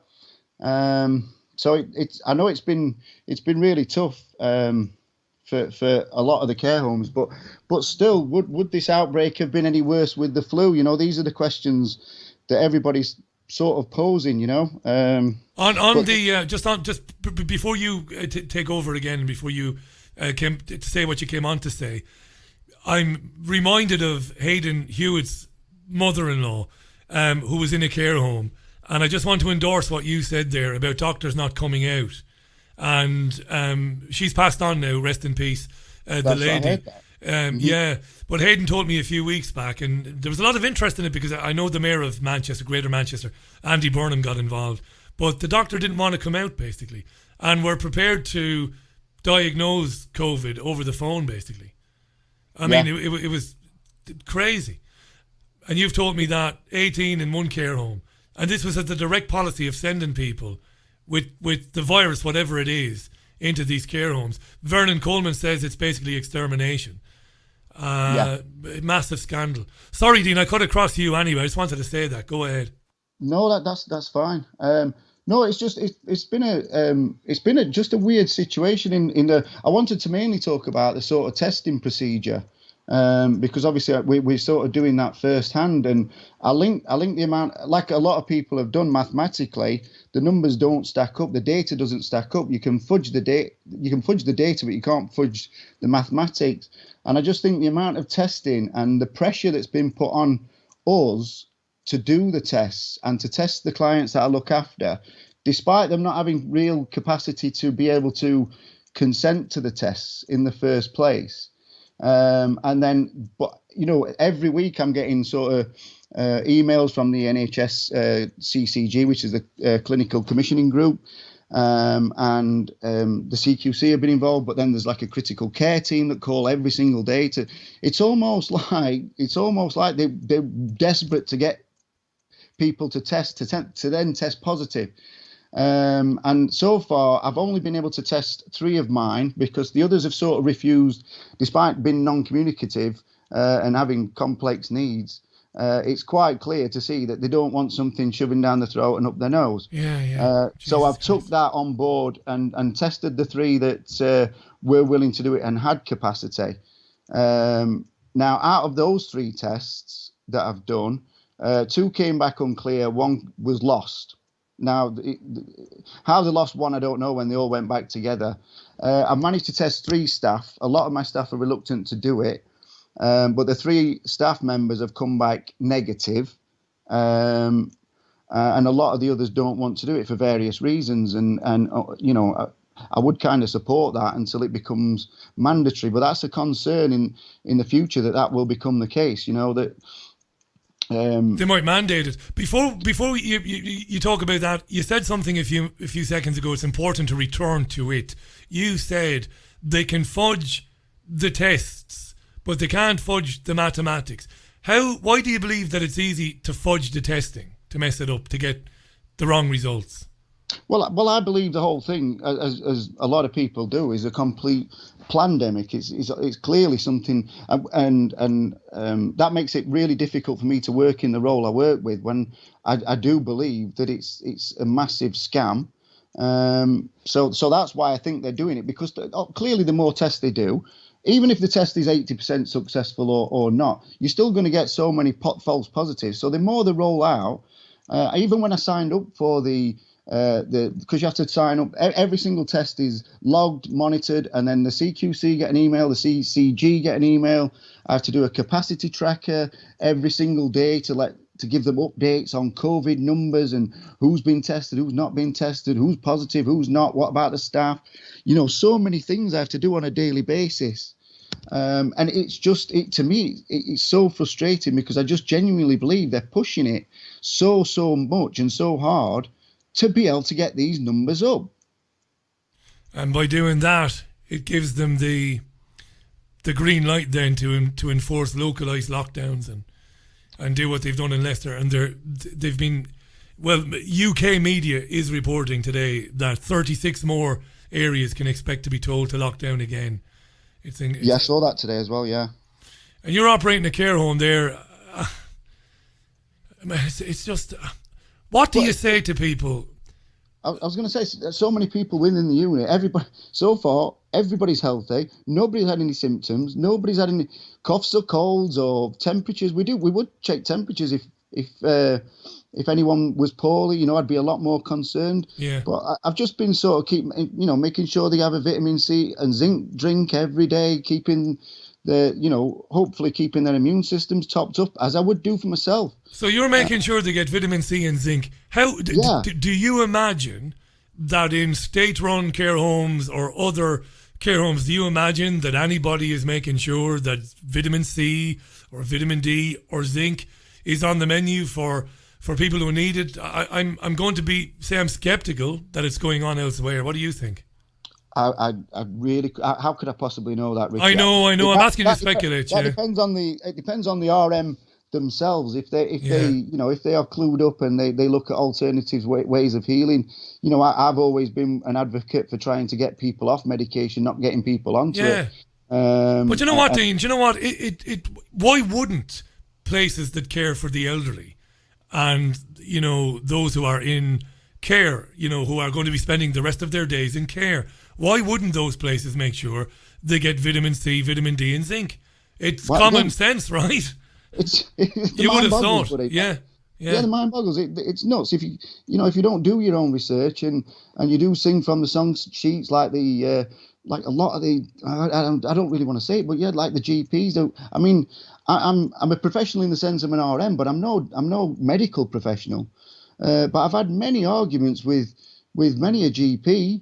Or over the wrongly prescribed medical or certain things they want to prescribe and I didn't think it was right. And it's only because I've had so many years experience that I've got the confidence to be able to sort of do that. But I would imagine there's a lot of managers out there that perhaps wouldn't challenge it. I don't know. That'd be impossible for me to call completely. I'm going to try and get one or two more calls in. I might do something on this in a couple of weeks' time, not as a phone-in, but do a show on it. If I do, and I think I will do, I'll give you a heads up, Dean. We'll get you on. I might get a panel going on this, because it's very important. It's massively important. Caring for the elderly. Could I just give a quick mention out as well, Richie? To anybody, go ahead. It's just on a weekend. I've been attending the stand-up sort of protests, so I've been able to try and get my voice out. I know Piers Morgan does the London one. Piers Corbyn, you're thinking of? Piers Corbyn. Sorry, I beg your Piers. pardon. Yeah. Piers Corbyn does the stand-up X London, and I've been doing the one Sheffield, and there's ones there. So if people stand up for the stand-up movement, grassroots movement, to try and just give people information about how much the numbers have been bent and how much we think this is a complete hoax. So it goes against everything I should do professionally, to be honest. But I just feel so strongly about it that I'm out there on the streets. And even last time I wrote, instead of I'm stood in the streets with a megaphone, reading poetry about the bloody coronavirus and whatever else, because you've got some talent as a poet, to be honest, as a bard, it must be said. You do. If people want to, I've done a few over the COVID one recently, Rich, but I know you've probably not got time to hear it. But I was stood in the street with a megaphone reading it, and instead of shouting at people, I thought a bit of art might help to get the message across. But if people want to get involved or engage with the stand-up movement, I think that'd be really good, because it's just peace-loving people wanting to question the numbers and the how they've been falsifying COVID on death certificates and all that sort of stuff. There are good people out there trying to spread the word, sort of thing, and people are listening now more than ever. Brilliant, Dean. Brilliant for you to come back on, mate. We'll catch up again real soon. I'd like to do a show on how this has affected people, senior citizens in particular, but care for senior citizens and end-of-life care. I'd like to do a show on that, and I'd like you to be part of it. Sure. For sure. No problem, buddy. No problem. Thanks, mate. And thanks for doing that with Piers Corbyn and others as well. I really appreciate it. And I know a lot of our listeners do as well. Cheers, Great stuff, mate. Thanks for having me on, Rich. Anytime. Look after yourself. Great, a very timely call there from Dean, who operates a care home, which isn't far from Sheffield, as far as I understand it. It's 9 minutes to the top of the hour. I know that Natalie was trying to get on. We better be quick with calls. A lot of calls still trying to get in, and I'm trying to get them on in order. I'm going to do more of these, by the way. I get criticised for not doing too many of them. I am going to do more of them. I'm going to enshrine them in the schedule, one every 2 weeks from here on in, because we end up with probably a dozen or 2 dozen people who've tried to get on the program and don't get on. So we will do more of them. And we'll give over more time to them, because I really do enjoy listening to people phoning in. It's a great surprise to me, people calling in from different parts of the country, from overseas. I really appreciate it. Somebody making a point on Twitter that we haven't had too many calls today from ladies. We had Louise at the very beginning. Ordinarily, we do get a lot of female callers. Today, it's been predominantly blokes calling in. I don't know why that is. I suppose it's the luck of the draw, I suppose. I don't have a producer here. We can't screen the calls. We can't enforce positive discrimination. I can't say to my producer, hey, listen, filter out the female callers, even if I wanted to do that. So it just, I don't know, it is the way it is, I suppose. Let me give you a reminder that I will be joined tomorrow by Mark Collett, that's right, the author and conservative commentator. David Vance, who's been on this program several times. You know David. Controversial figure, although he doesn't mind. Doesn't bother him. He's how would I call him? He's a unionist, as in a loyalist. Northern Ireland, David. Conservative commentator. Done a lot of work on the BBC, defunding the BBC and stuff like that. He's been trying to get Katie Hopkins on this program. I don't know if it's going to happen. She's welcome to come on the program, of course, and talk about free speech and censorship and the right and conservatism, if she wants to. But he's been trying to organise that because he's a personal friend of hers. We'll see how it goes. Natalie is a friend of ours, and these days is presenting a live metal programme for triggerwarning.tv, which follows this programme on Tuesday evenings, and it's going great guns. So it is. Natalie, welcome back. How are you? Hi, Richie. Hey, good to be chatting with you again. How are you, man? I'm great. It seems like ages since we hooked up at the Meat Space thing in Manchester when it was great to make your acquaintance. Congratulations on doing the metal show on Trigger Warning. Love a bit of that. Thank you very much. And you're a musician, of course, an accomplished musician as well. No. I mean, I think I'm replacing what I should be with this radio show, to be honest, which is why I haven't given up. At least music is still in my life, Thank God, eh? What a depressing call from Alan earlier on, Bass Ninja. Lovely, because he's a lovely fella. He's very upbeat, very positive. But the effect this is having on live music, and listen, you've recently been involved in pubs yourself, so I suppose you know all about it. Hey, listen, I'll shut up because we've got about 4 minutes. You say what you wanted to say, and thanks for phoning up. No, that's cool, man. I'm happy to chat with you as always. I'm one of the few in my company that was not furloughed, and we are now operating at 100%, but with only 20% support behind that. I want the furlough bullshit to end, to bring them back, just for a purely selfish reason. But that's my bottom line right now. We're now in the 7th month of the year, and obviously the company I work for, they owe me, 4 or 5 weeks of holiday. Between my small team, when they do come back, basically there's always going to be at least 2 or 3 people off from now until the end of the year. Yeah. So I just kind of wanted to give that, not really interesting, but that extra perspective in that when people do return from from furlough to work, we still have, only now 5 or 6 months left of the year for everyone to take their holiday. And it's a real big strain. I've been told that I have work from home privilege, which is insane. It's probably more insane than the whole, the white privilege thing that's thrown in our faces, man. And I just wanted to put that perspective online because no one's hearing it, Nobody is hearing it. And what sort of a strain is that going to place on businesses generally? When, so they're being told, you can open up now so long as you can provide social distancing at work. But they're going to be burdened. Listen, I'm a trade unionist and I'm a workers' rights guy first and foremost. But you've got to be mature and you've got to think about the people who run the companies. They're going to be in all sorts of financial difficulties, aren't they, Natalie? When they come back, huge. But I work in retail IT, and the company that I work for, they're global. Right. Mainly, US and the EU. They haven't really hit the Asian market and for whatever reasons. Fine. We are now operating at 100%, almost 100%, minus the riots in the US and trashing a lot of our stores for whatever reason. We're operating at 100%. What I'm saying is that we can't operate those from the background with only 15% of people supporting them. I want furlough to end, and it's exactly the same in the stores. They're bless them, the people out there. You're talking about frontline, that word you hate. We're talking retail. Of course, before COVID, they were working 10, 11, 12 hours, whatever. But now they're running at less than 50% because they're retail staff. They're deemed, less important. But they still have an active role to play. And they're running at less than 50%. Every single high street shop that you can go in now, you might have a complaint about a dress or a T-shirt or something. There's no one there because they're all busy. There's someone assigned to the door.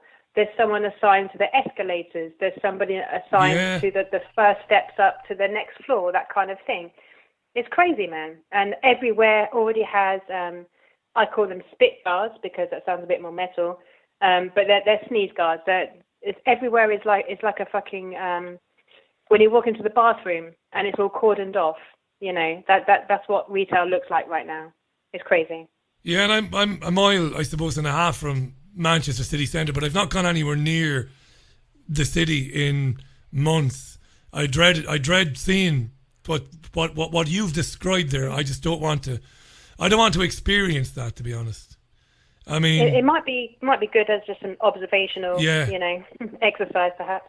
But it boils your blood, and I might give the impression of being a fairly, affable chap on this program. And I'm not saying that I'm fake when I'm on the show. I'm not fake. I am myself. But I've got no patience for that, to be honest. I don't. Yeah, no, I completely agree. It's difficult to serve them or to support them.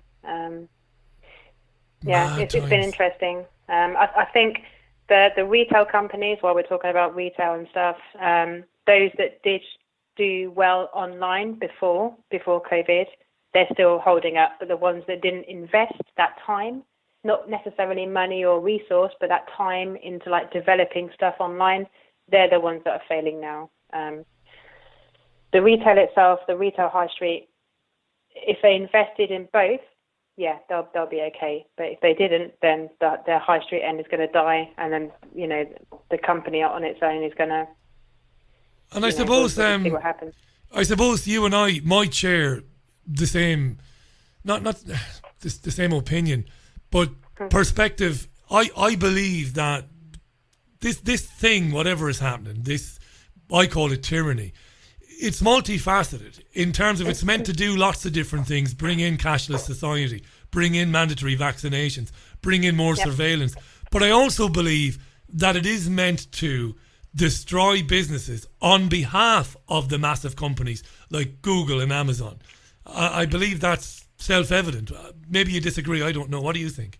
No, not in the slightest. I don't disagree at all. But then where is that gap? Yeah. I mean, you're talking about Amazon, Google, Apple, Intel, etc. They're always going to be fine. They're always going to be fine.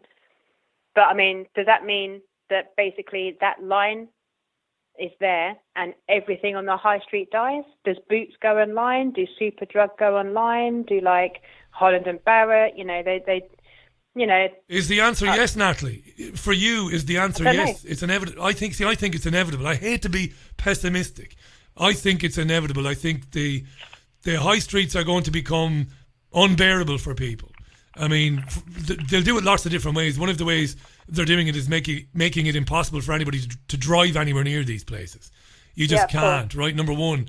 Number two, business rates have crippled the high street anyway. Look at the state of our high streets now. You walk down them, and every second shop is some wretched charity shop.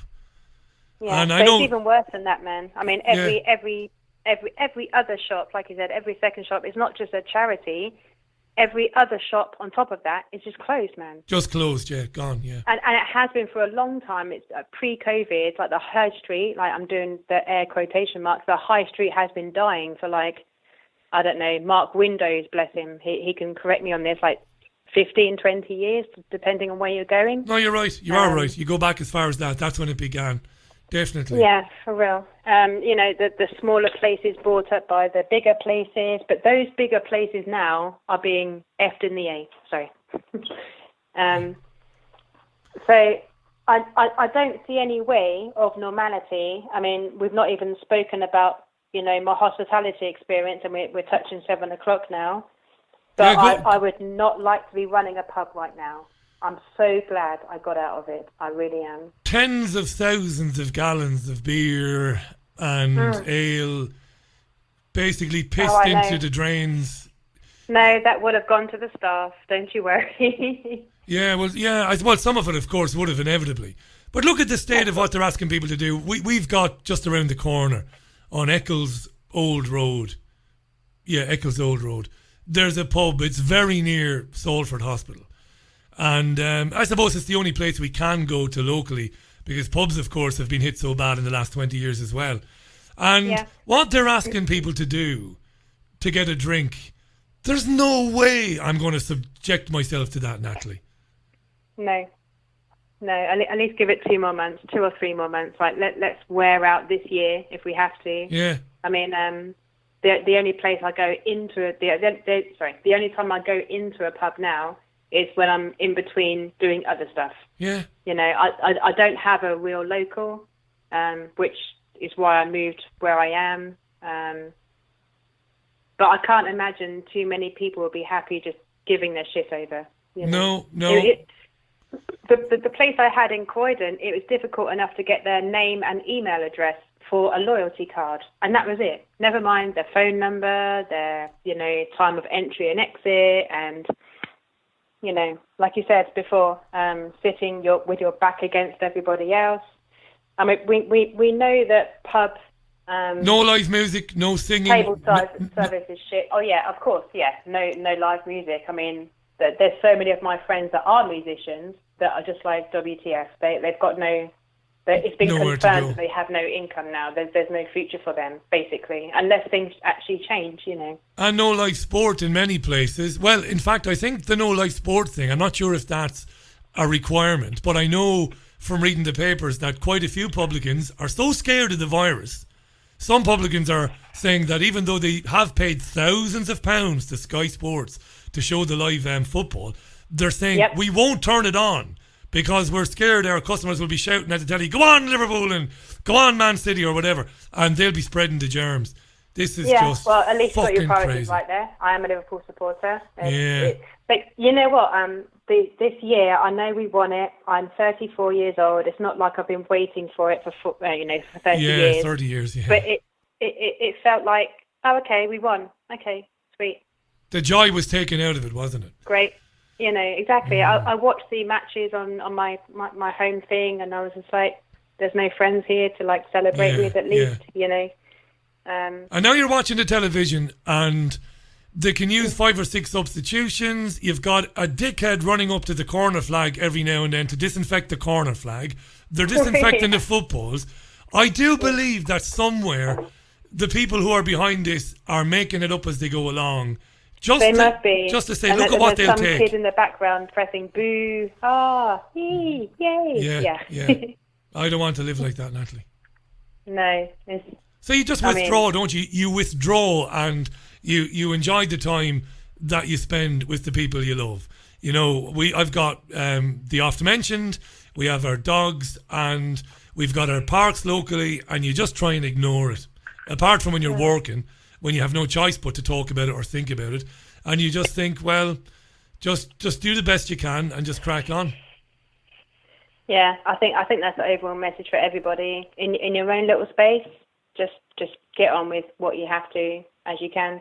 Hey, listen. Do me just before we go, because I want to get this turned around fairly quickly. Shame we didn't get you on a little bit earlier on, but I want a 20-second WWE style promo for the Natalie Stacey show on Trigger Warning. Give us a promo for the metal show. Metal is the devil, by the way. I just thought I'd get that in there. It isn't. Right, it isn't. I love a bit of metal. Metallica is not metal, is it? But anyway, give us a promo. Go ahead. Well, okay. So quickly, Metallica might be the devil. You've caught me off guard, and I'm like 3 or 4 beers deep. I had 2 or 3 shots. Get in there. I play the heaviest that I can. I play a wide range of metal, where it's from the end of the 70s to literally a couple of weeks ago. I try to play new stuff.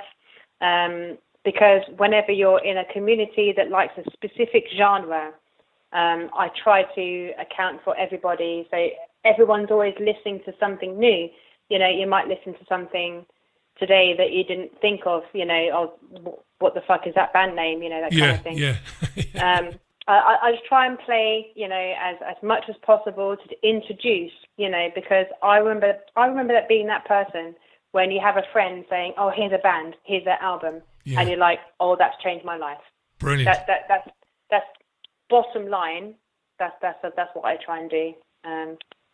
I try and do my best with it. No, it's good. I caught a bit of it the other evening, and listen, not all the music is my type of music. I'm an old Seeger and Springsteen fan, but it's good and it's presented well.